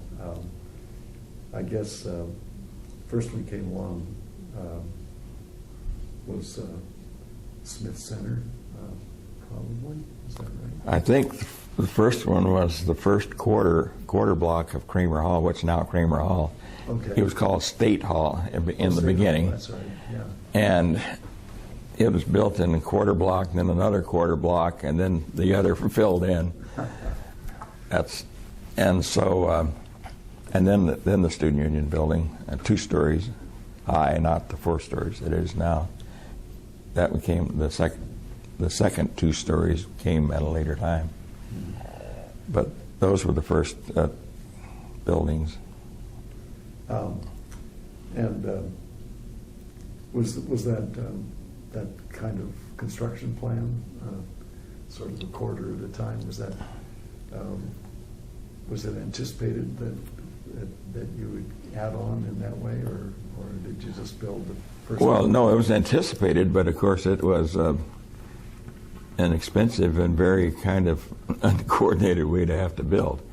It was a matter of money in part, and a matter of how much the board would try to push the Portland State College and try to enhance it. We had quarter block here and another quarter block there, and two old houses on the park blocks. One was the business office, and one was the registrar's office. And on the back side, on the Broadway side, there were a couple of old houses, and they're used for faculty offices. And it was kind of a strange way to build a building in quarter sections, but that was the state system had very strict standards in terms of classroom utilization and the square feet per student for this, that, and the other kind of discipline, and for faculty offices. So it was all laid out statistically. If your enrollment was going from X to Y, then you needed so many square feet of classroom space or laboratory space and office space, and then you turn those into buildings. Well, that works in theory, but if you're trying to have a science lab and an art lab and a sculpture studio and an accounting classroom, trying to fit all of those into one building or one piece of a building, it gets. September 27th, 2010, with Bill Lemman. We were just talking about the buildings and Yes. how they happened to be constructed in that way. Also, you may recall we discussed the fact that the board had appointed Will Norris, a professor at the University of Oregon, to draw the first campus plan, which called for Lincoln Hall, then the block where State Hall, now Kramer Hall, Student Union, and Newberger Hall. Those were the 4 buildings, and that was going to be it. So those were built in pieces until we got to Newberger Hall, which was built all at once. And so when you add on these quarters to State Hall, obviously have to knock out some walls. Yes, and and the corridors become difficult, and you have to make sure. One building may have settled a little, and you match it up with another. So it creates some difficulties. So, and I imagine, well, as a matter of planning and budgeting for these things, I guess you'd have to project what the enrollment would be each year, and Yes. and then coordinate that, or Yes, you look at high school graduation rates and the places from which you draw your freshman class, and then the retention rates from freshman to sophomore to junior to senior, and what's happening elsewhere in terms of programs that may be expanding or dropped or whatever. or new programs. I And guess. new programs, that's what I mean by expanding. Sure. And so those all enter into the forecast. And I guess, well, a couple things that happened early on after you became the business manager. There was a Middle East Studies Center that Yes. was founded, and also a School of Social Work. Yes.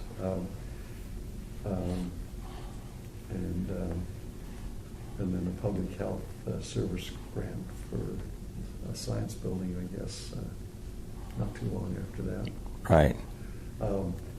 Obviously, that one probably had to do with getting the funding for it, but how would the university, or in those days the college, how would they decide, to move in a particular direction, such as Middle East Study Center? Some things are serendipitous, as that was.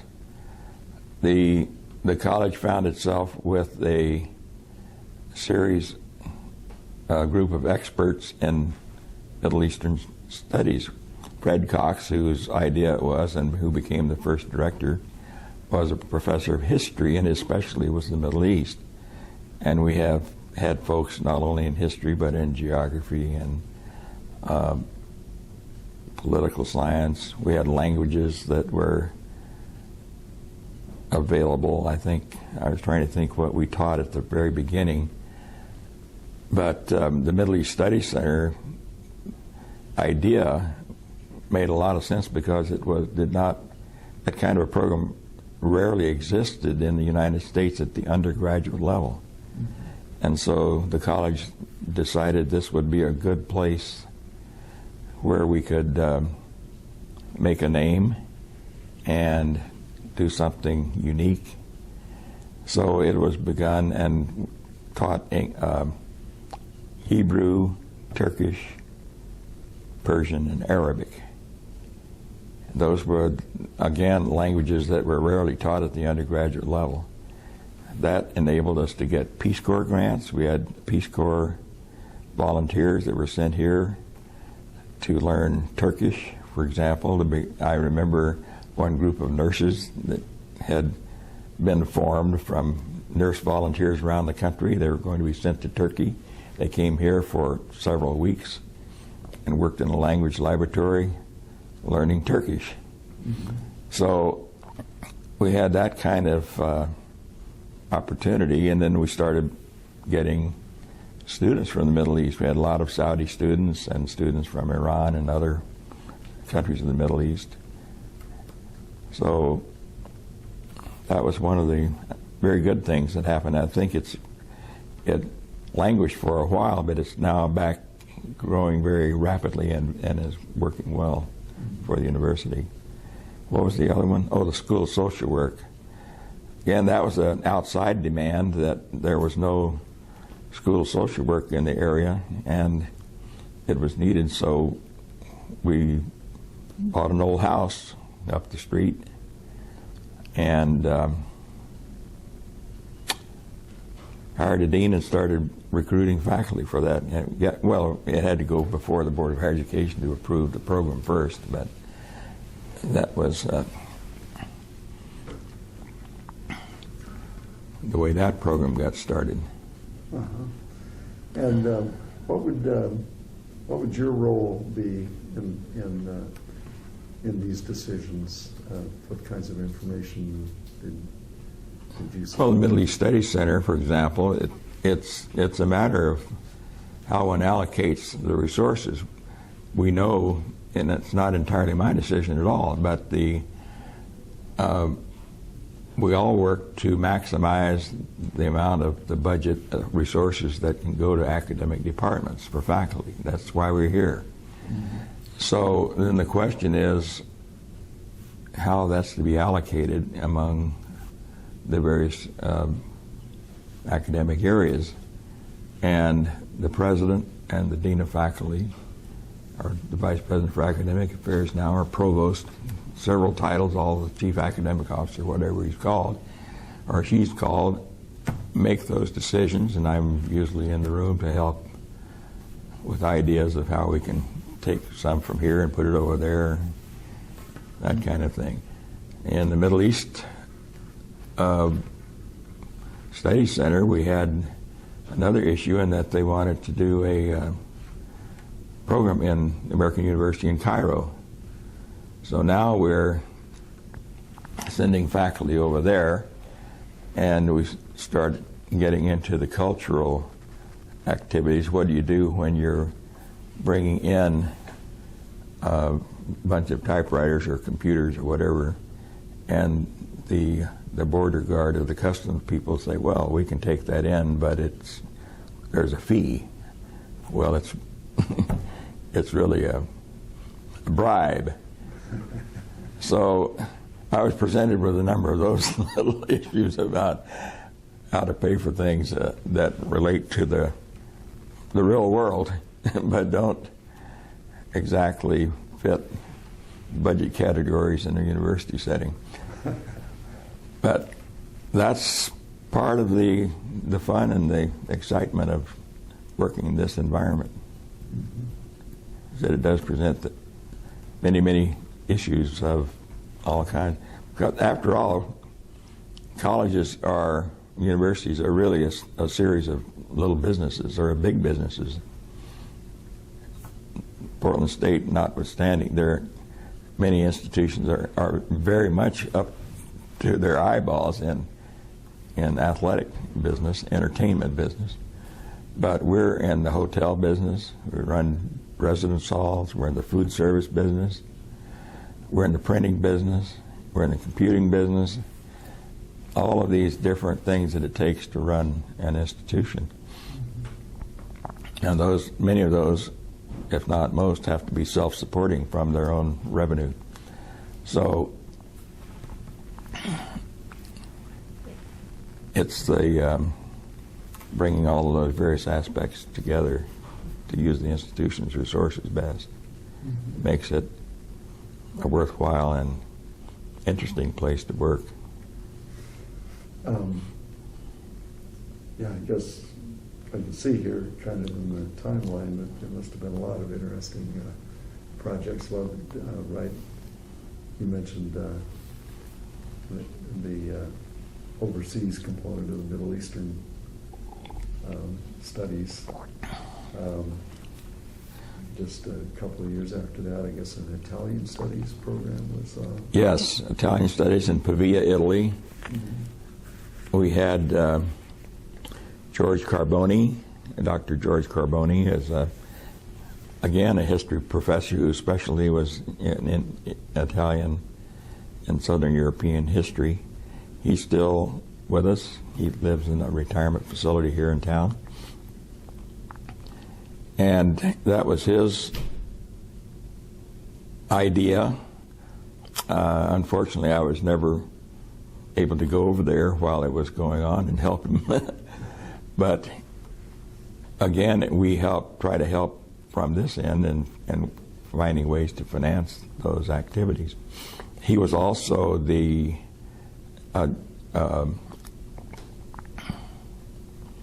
Italian consul here while he was on the faculty, and continued in that position and well after his retirement, I think. Became our wine expert But if you wanted to know about Italian wine, George could help tell you about it because he lived over there as the resident director for several years.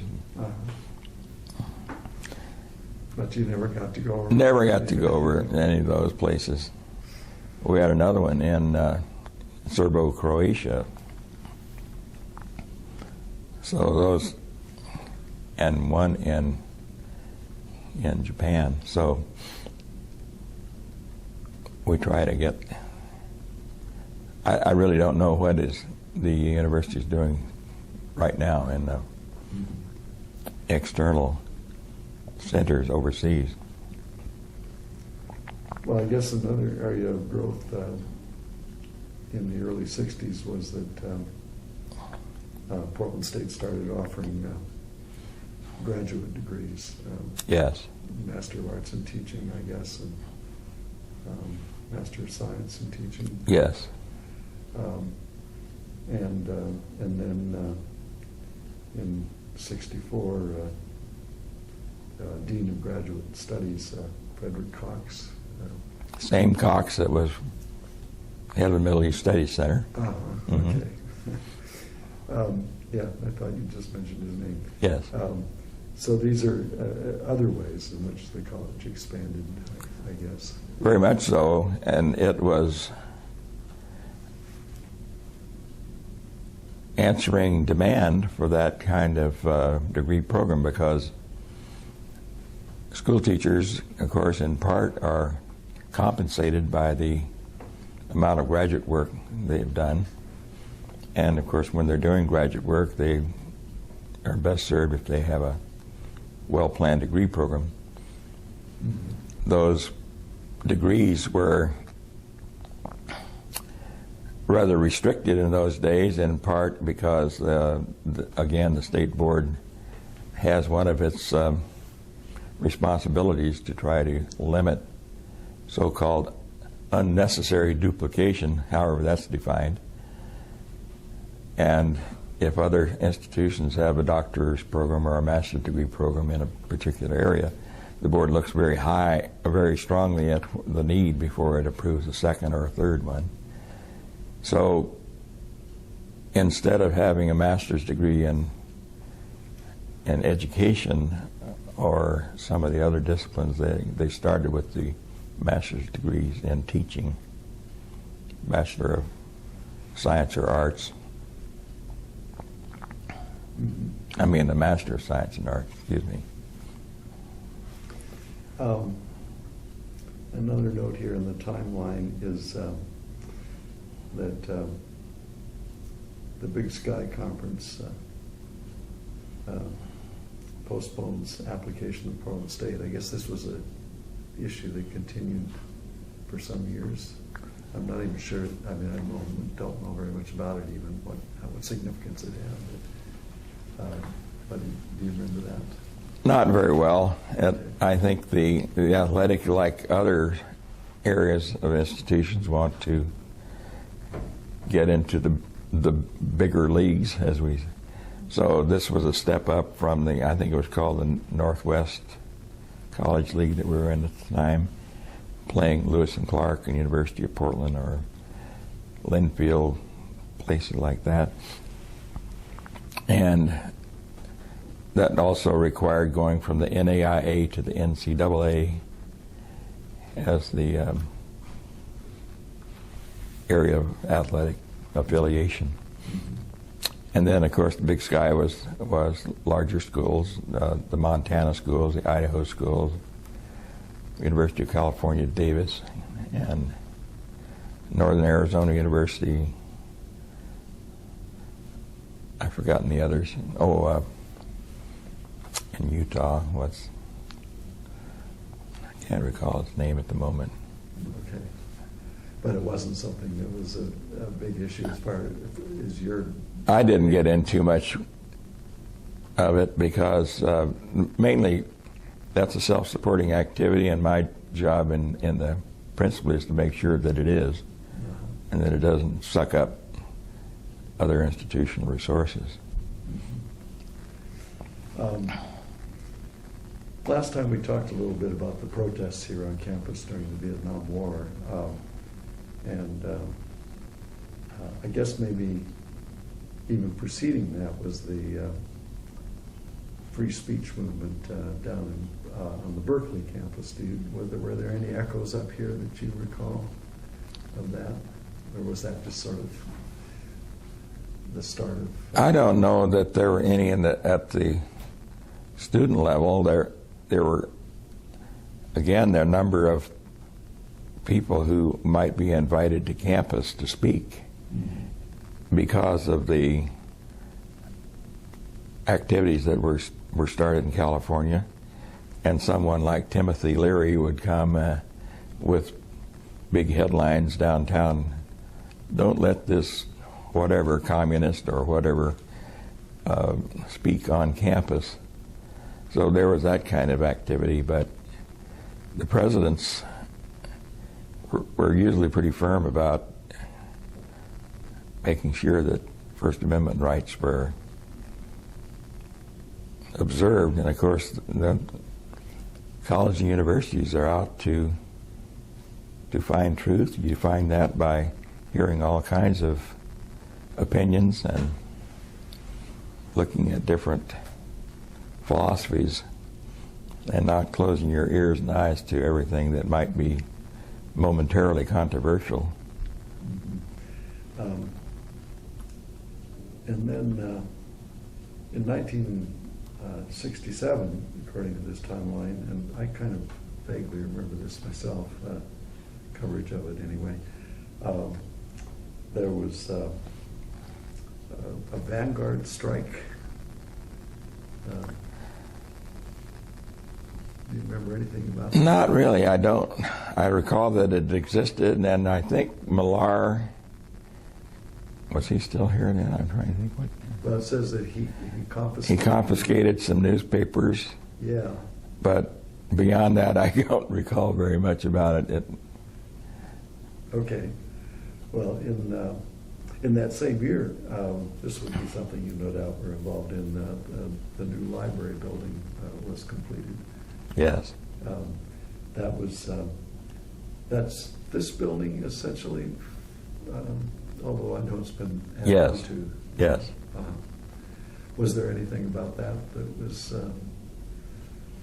interesting or remarkable in terms of financing? Well, first of all, the library finally had its own building because it had been starting early on. It was the second floor of Lincoln Hall. Right. On the park block side was the library.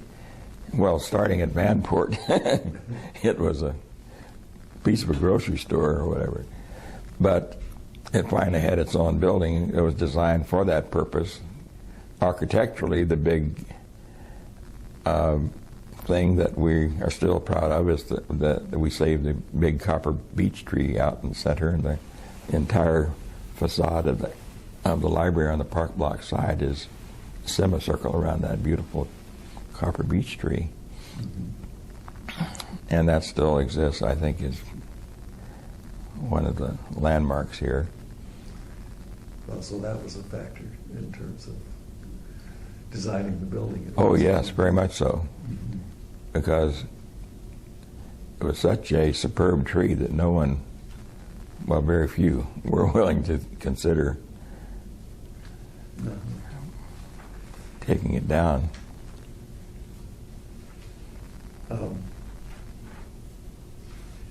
And was that building just financed the same as any other? Yes, it's an academic building from the finance point of view. Mm-hmm.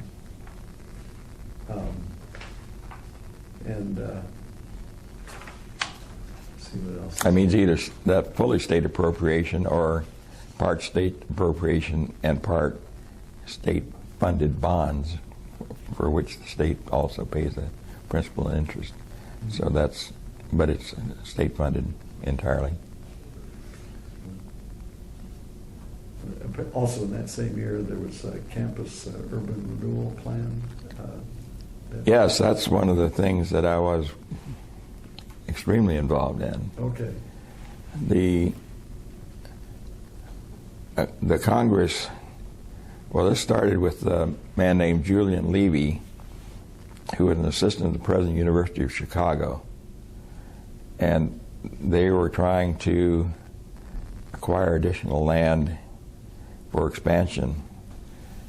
And there was a lot of dilapidated apartment areas that would be suitable for their expansion. So he, and I assume some others, went to the Congress and got an amendment to the Housing and Development Act, the Urban Renewal Act, through Department of Housing and Development, HUD, Housing and Urban Development, I guess, that would permit an urban renewal agency to acquire property and sell it to colleges, universities, and hospitals.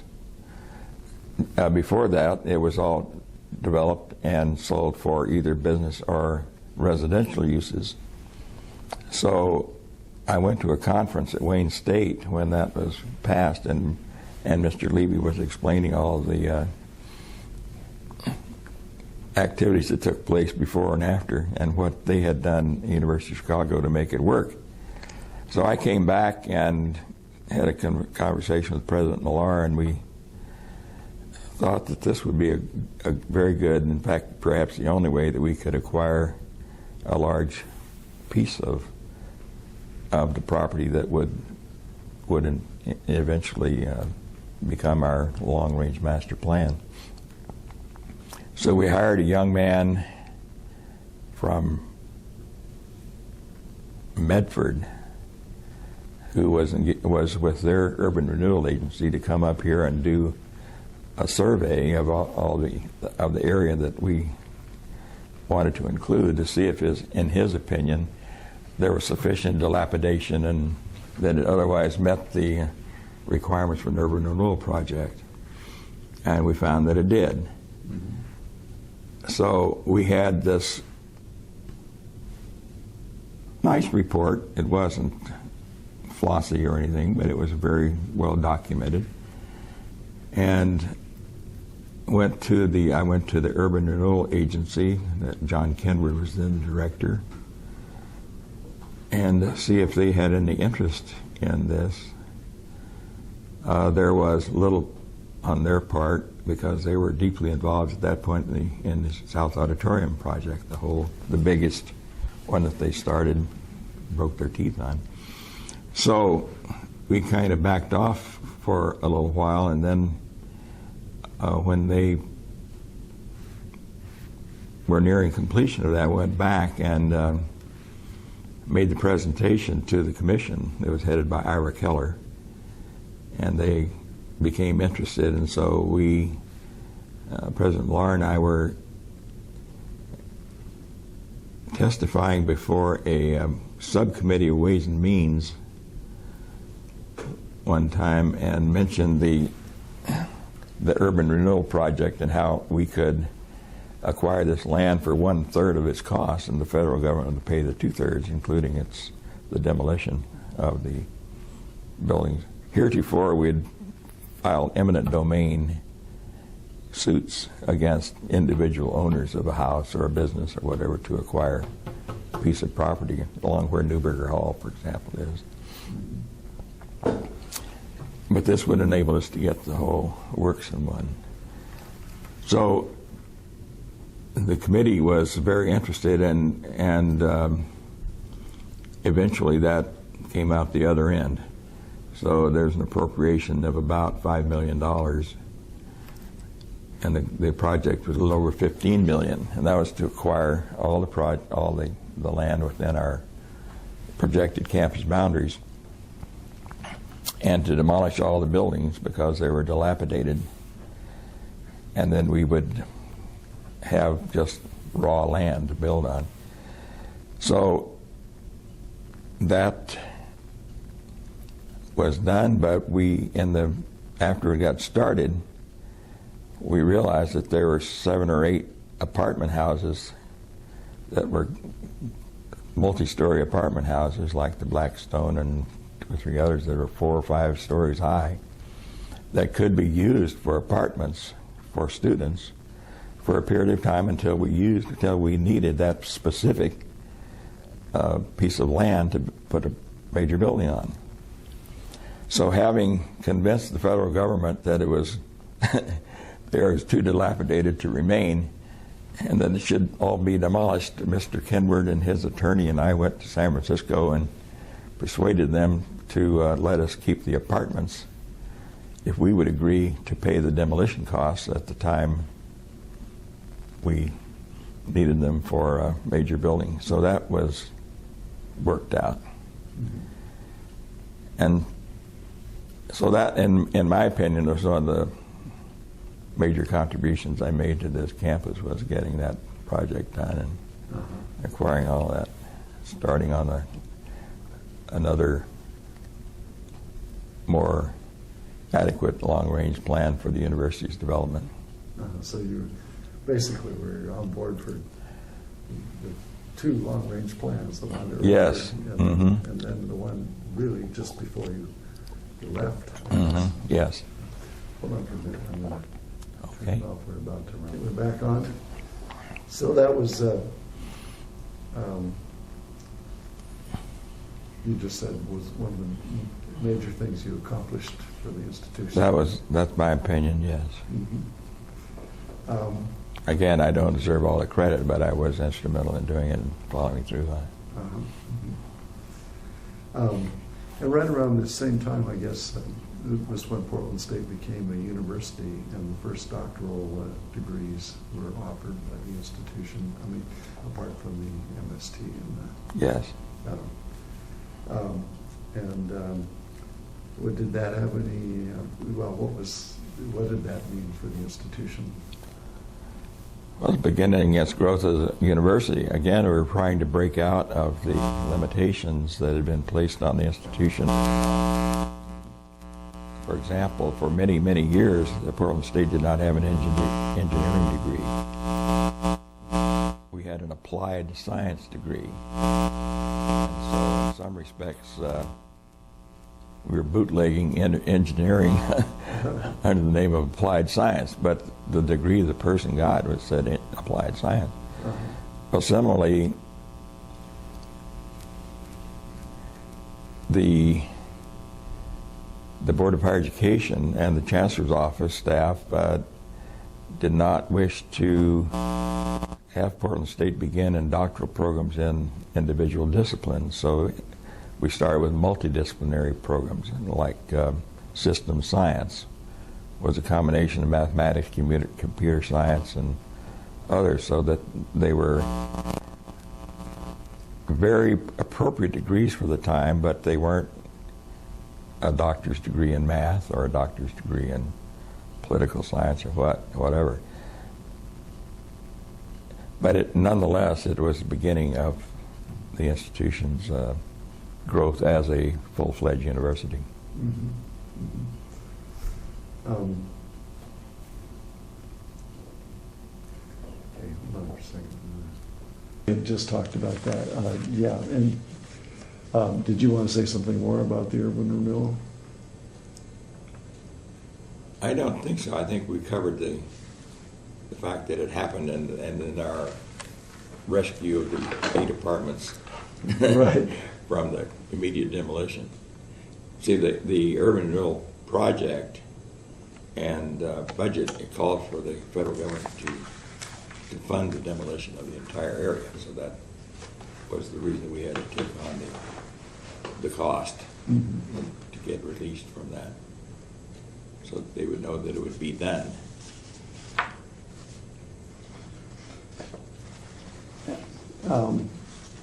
And then the story we had just gotten involved Student in housing? was student housing. And is this, well, tell me about student housing.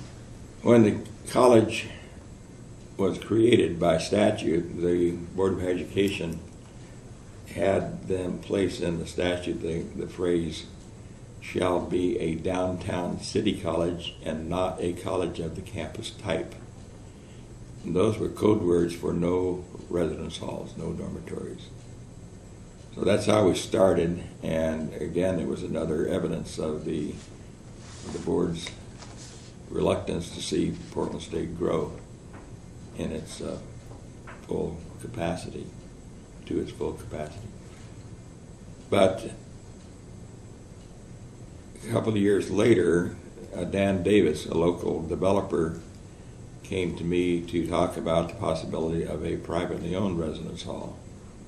And he had to crunch numbers, and I helped him crunch numbers to see if it were feasible, and he just ultimately decided that it was, and erected the residence hall that's now the Ondine, which I think is 10 stories, if my memory serves me correctly. So that was the first break in the intent, although it was not by us. The second was that... And roughly when was this, would you say? I'll try to look it up and see, but Okay. it was in the early 60s, I think. Okay, sure. Then a young man named Stan Amy had come to me one day with a complaint about his living accommodations and the fact that the college had no residence halls, and something ought to be done about it. We, of course, talked to him about how the statute prohibited that. But ultimately, after a series of conversations, there was an idea that the Department of Housing and Urban Development at that time was granting $3 million loans, low percentage, low interest loans, I think it was 2%, to universities to build residence halls. So I inquired whether that $3 million entitlement could be transferred to another entity if it were to build a residence hall to accommodate the university, even though the university did not own it. And it turned out that we could. So Stan Amy and some of his fellow students found a number of businessmen that were interested in forming a corporation, and that corporation then took a $3 million loan and built the Goose Hollow Residence Hall. So those were the two first breaks in the residence hall.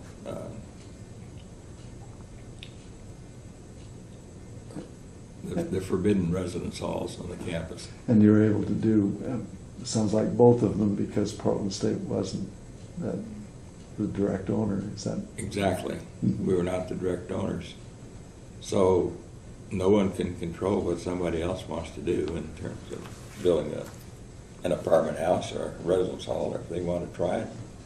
And if it fails, so be it. It didn't hurt the state of Oregon in any event, one way or the other.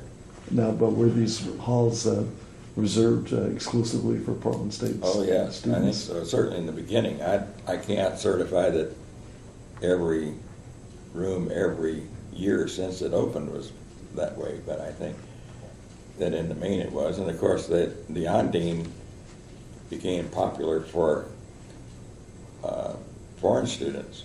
A lot of the Saudis and others would live there, because they were worse off than local students who would have preferred to live near the campus, but that worked pretty well. Mm-hmm. And then, of course, ultimately that language was removed, and the university now has 10 or 11 residence halls, and 10 with a capacity of about 1,300 students. And they're planning additional ones, so we're off and running in that area. Uh-huh. And in the beginning then, with the private owners of the two resident halls, did that, well, I guess I'm not quite sure how the residents, how the college handles residence halls, but is there typically any kind of student or No. rent reduction that for No, students? the residence halls are entirely self-supporting. Okay, And so when you sign up, you pay your tuition and fees. And if you're living in a residence hall, you pay your rent. And if you're eating in the residence hall, you pay your board. okay, And so those are separate and distinct. They're all in state government language. They're other funds, and in quote, meaning non-general fund monies, and they are accounted for entirely separately.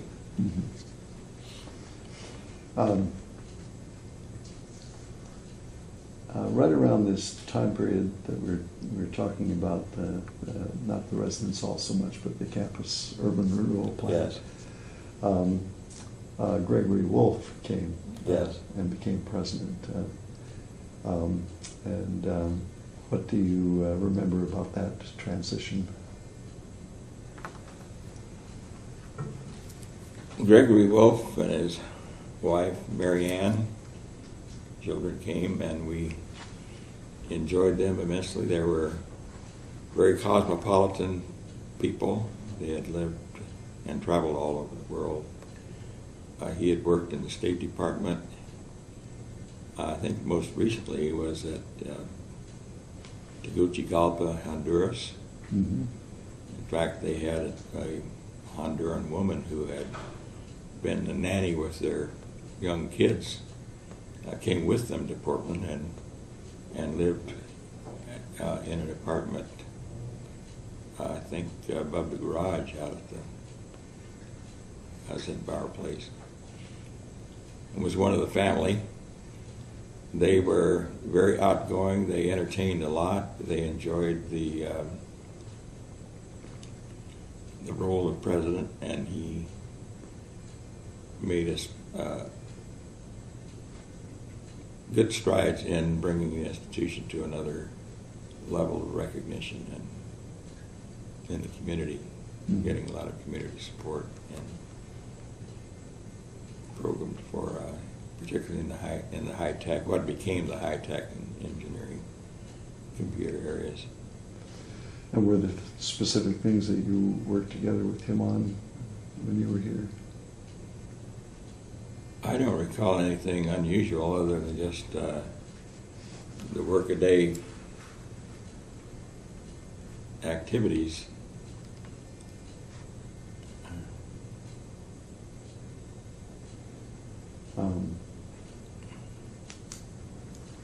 I have another note here in the timeline about the Albina Education Center. Do you remember anything about that? Yes, that was an attempt to take some college courses to that area where students were underprivileged, undereducated. Many were reluctant to try collegiate work, and I think the attempt was to have folks who were very much attuned to their needs and could help promote the enrollment of minority students in the college by first, rather than transferring them to or having them come to an entirely different environment, that they could kind of a halfway house in one sense of being able to get one foot in the water before they jumped in all the way. So I think that was it was particularly good in the mathematics. I remember particularly, and a few other basic disciplines were offered out there.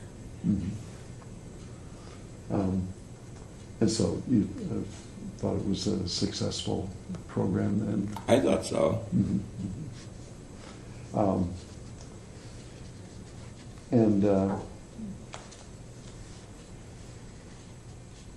So it would students then funnel in to Portland State. That was the So- hope and expectation. I think that some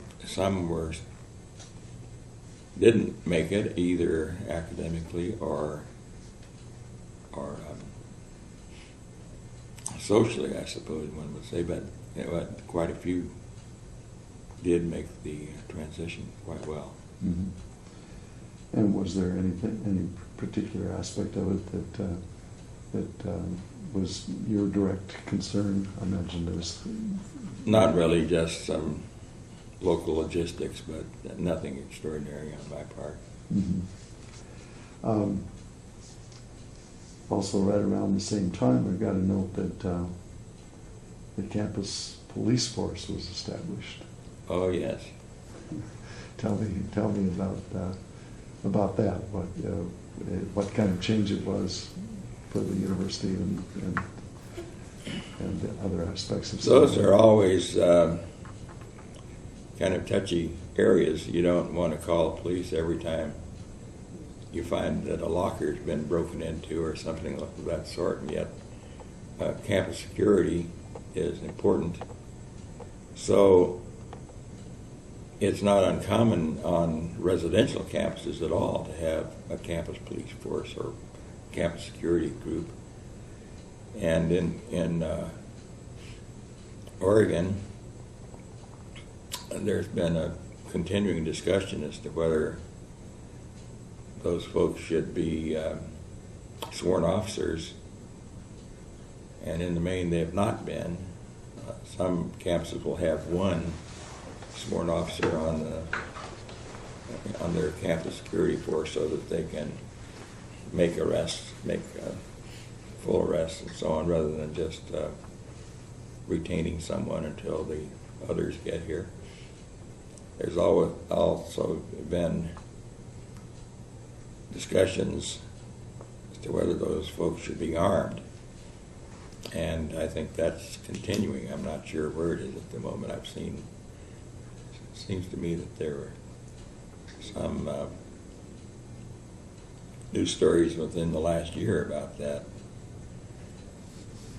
The campus security people tend to want to be armed in self-defense. I remember that at the Health Sciences University, that was an issue because they get some kind of wild people up there in the emergency rooms at the middle of the night, and Saturday night or whatever. And there can be, there can be some injuries.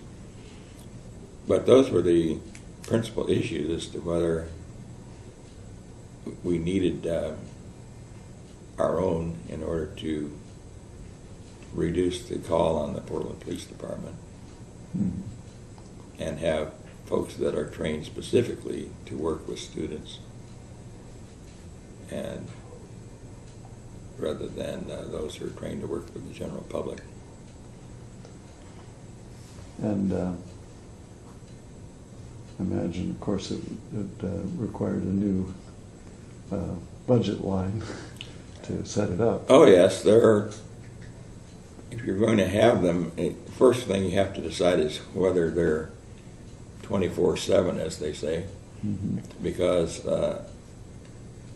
in the early days, the campus, and particularly before graduate work started, the campus locked down at 10 o'clock at night, opened up at 7 in the morning. So there was no particular need in many respects for security people. But as the university grows and there are graduate programs and there are graduate students here all hours of the day and night, and you're in the midst of high traffic area for both pedestrians and vehicular traffic, that the need may arise for having them. So if you're having them for 7 days, it takes more than, you have 3 8-hour shifts for one day, for 5 days a week, but then you have 2 more days. So you're going to have about 4.5 people line items for salaries for that, if you're going to keep them on that long, and then whatever secretarial and administrative assistants is required, probably one person. Then, of course, they have a role in parking, on a security level, but to make sure that people who are in our parking structures have paid their parking fees and the like. So they get other duties as well as time goes on. Would there be potential liability issues? Of course. Yeah. Although the state and state employees, they have the protection as the state does, limited liability, and they're represented as defendants by the Attorney General's office if they're sued in their official capacity. So it wasn't a direct concern of your office then? No, part of it. well, in a philosophical sense, but it didn't increase our financial liabilities any particular in that respect. And I guess the curriculum here in Portland State, to some extent, was influenced by the late '60s radicalism, if you want to call it that, or late '60s ferment, in that there were a bunch of sort of, I would say, socially targeted programs that were begun on campus. The Black Studies program, Women's Studies program, and then I guess this isn't a program, but there was a Gay Liberation Front founded right around that same time. Did any of those, were any of those anything that you got involved in? Not particularly. They're, again, academic decisions and made programs. Those are not unusual at this institution.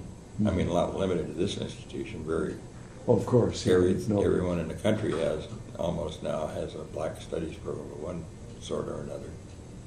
And its philosophical direction may be a matter of concern among faculty, and same with women's studies. But it's, from my perspective, in terms of finance, it's no different from opening a new program in architecture or journalism or some other discipline. And I imagine in some cases already on the payroll faculty members wind up taking over some of these courses. To some extent, although if you're having a Black Studies program, you're going to need some faculty who are professionally trained in Black history, or, for example, that's part of what it's all about. So you need specialists in those areas, like you would in Middle East history or Civil War history or whatever you might be promoting.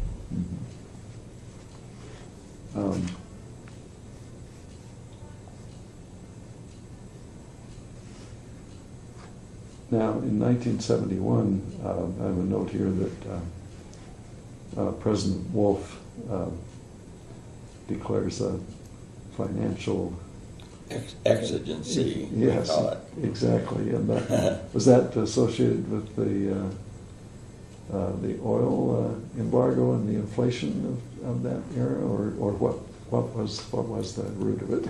That's just large budget cuts from state government, like we're enduring right this moment. In higher education, we have faculty who, after serving for usually 4 to 6 years, are eligible for indefinite tenure, meaning that their job is secure as long as they perform adequately. in order to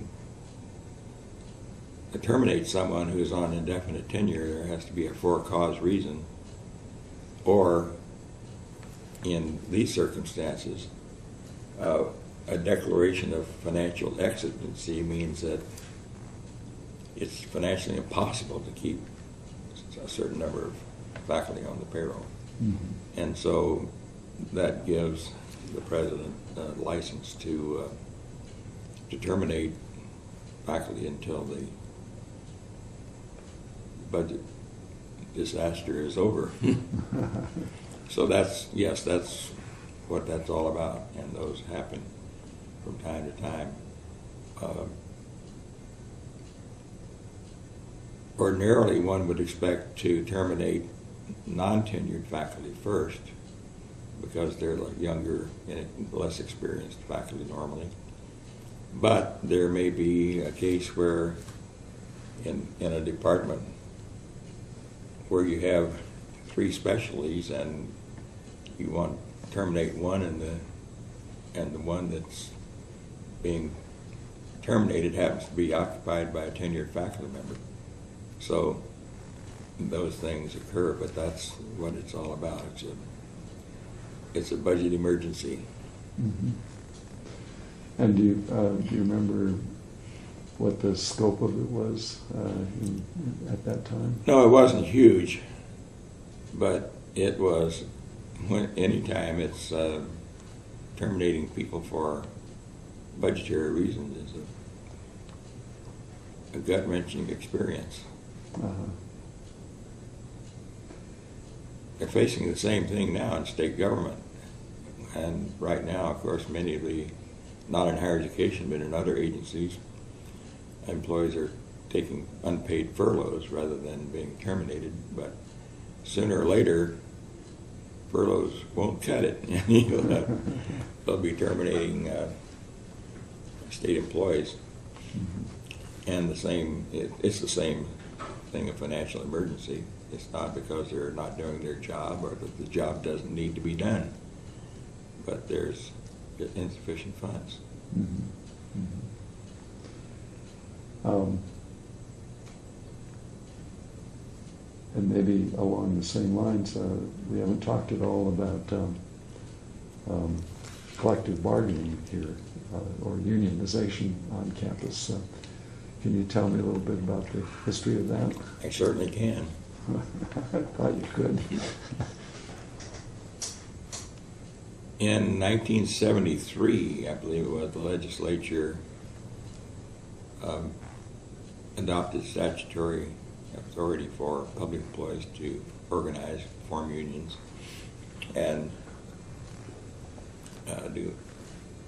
negotiate labor contracts. During that fall, as I remember, late summer of '73, I went to a 1-week seminar on collective bargaining for faculty in higher education. Several other states had already started, in Florida and in Pennsylvania, a couple other states in the east. So we knew that the issue was coming, and I was trying to inform myself about it. And later that year, the faculty at Southern Oregon State College voted to be represented, in other words, to form a union and bargain with the system of higher education for employment conditions. The board's office, the chancellor's office, had no one experienced in that. And we started some conversations. The board's attorney that I had been visiting with knew that I'd gone to the seminar, and he called me one day and asked me a couple of questions because they were starting to hear from the folks at Southern Oregon, and I answered to the best of my ability. And pretty soon there was a hearing at Southern Oregon about the representation, and I was invited by the board's attorney and the Chancellor, Roy Llewellyn, to go down to that hearing. I was asked if I would like to, and I did. So on our way back, I was talking to the Chancellor about, he said, well, we really don't have anyone in the board's office that can handle this. And what are the requisites for such a person? Well, hopefully experience negotiating, a full understanding of higher education, and an understanding of finance in higher education. And Lou said, well, Bill, you seem to have those. Would you come down and do that? I said, no, I don't really think that's appropriate, but I would come down and help you set up an office. So I went down to let President Wolf let me go for a couple of months to go down to Eugene and help set up an office. But ultimately, he twisted my arm, and I went to, that's why I left Portland State. I went to the Chancellor's office, become Vice Chancellor for Personnel Administration. Uh-huh. So it was my this- first job was to negotiate the contract with Southern Oregon with faculty. It took 17 months. Lots of gaps of where nothing was going on, but from start to finish. And then my responsibility after that, or concurrently, was to hold elections on the other campuses where the faculty had petitioned for representation. And that happened at Western Oregon, it happened at Portland State. I think it happened at Eastern, where it was voted down, and it was voted down at OIT. But Portland State did elect to be represented.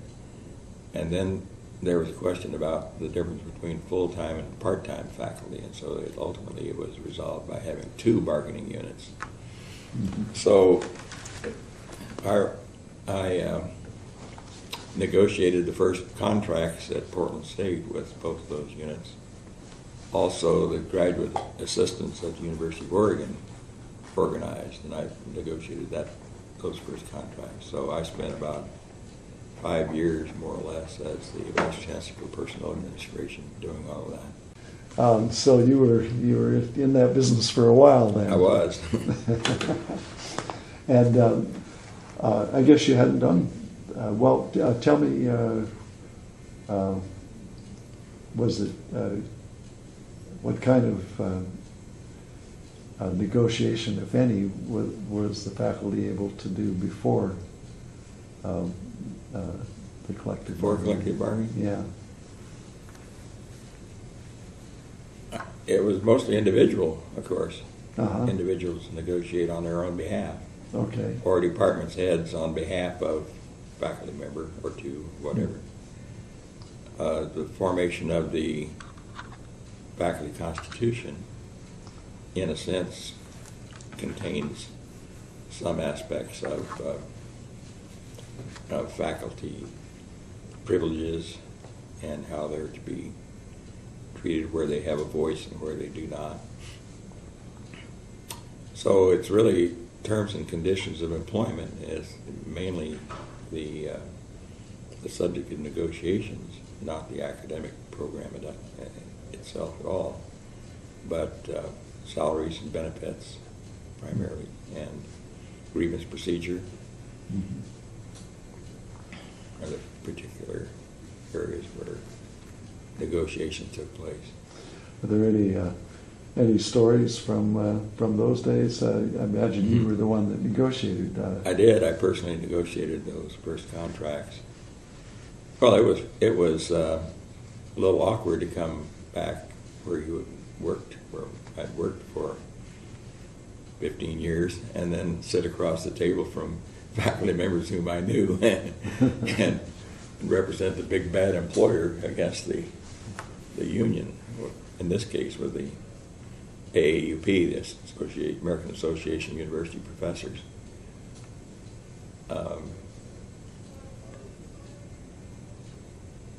I think we all had some problems along those lines because we were inexperienced and we knew what the general rules are and so on, but we got through it okay, I think. And this institution, well, all of them still have their bargaining units, so I suppose it's meeting their needs, Mhm. however those are described and felt. I don't know to what extent there is a lot of activity in this area anymore. I don't hear much about it. But Were there any particular issues in the Portland State contract that you recall as being well, most of particularly- them are salary issues Mhm. and benefit issues. It's now the negotiations are handled at the institution level. When I was there, of course, at the beginning, it was done at the chancellor level because the institutions could not commit the Board of Higher Education to a contract, but I was representing the board, not the institution, in a sense, or not in more than a sense, actually. Although I had institutional people on my side of the bargaining team, the budget director here at Portland State was on the bargaining team on my side, and the campus attorney. Mhm. And the person from the business office. So it's a lot of work to find where the middle is acceptable, or what part of the spectrum we can agree upon in terms of what can be offered and the rationale for it, and who has what authority to do what. Mhm. And of course, the resolution of grievances is always an issue, how those things happen. Is there, is there also an issue of pay for faculty depending on the discipline they're in? I mean, I know that certain kinds of expertise, like in today's market, for instance, economists apparently can draw big salaries if they go to work for an investment firm or something like that. And so Yes. they get when you recruit for economics faculty, sometimes you have to pony up more money than you would for sociologist or for. No, well, we didn't negotiate individual disciplines. It was mainly a salary ranges or schedules, but Mhm. not individual disciplines or individual professors are involved in it. So in another environment, for example, with the classified employees, the folks who are in the cashier's office or the custodial force and so on, there are classifications of employees like administrative assistant or accountant 1, accountant 2, food service worker 1, 2, 3, depending on their level of responsibility. So you negotiate salary ranges for those, and then where they come in at the entry level, and then what are the reasons for advance from one step to the next or one range to the next. But it's a little more general in the faculty area. Anything else about Portland State that we haven't talked about yet that you might want to mention? People, events, or challenges for you? Nothing comes to mind that I'm really anxious to talk about. I think, again, I've just been blessed to have had the opportunity to be at the right place at the right time, I guess, in terms of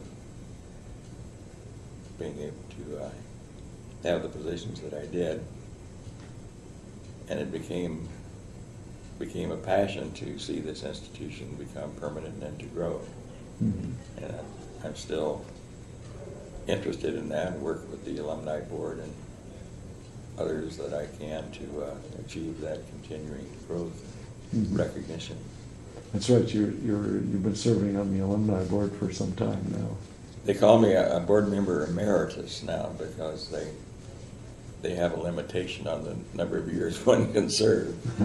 But since I have a lot of background that's of interest to them, they put up with me and invite me to the meetings, and so I can at least contribute a little, as I say, background on how these things came about, or what some of the issues are, and perhaps how we can help the institution grow and be what it wants to be to the city. Have you been involved in any major projects in that capacity as a member of the Alumni Board?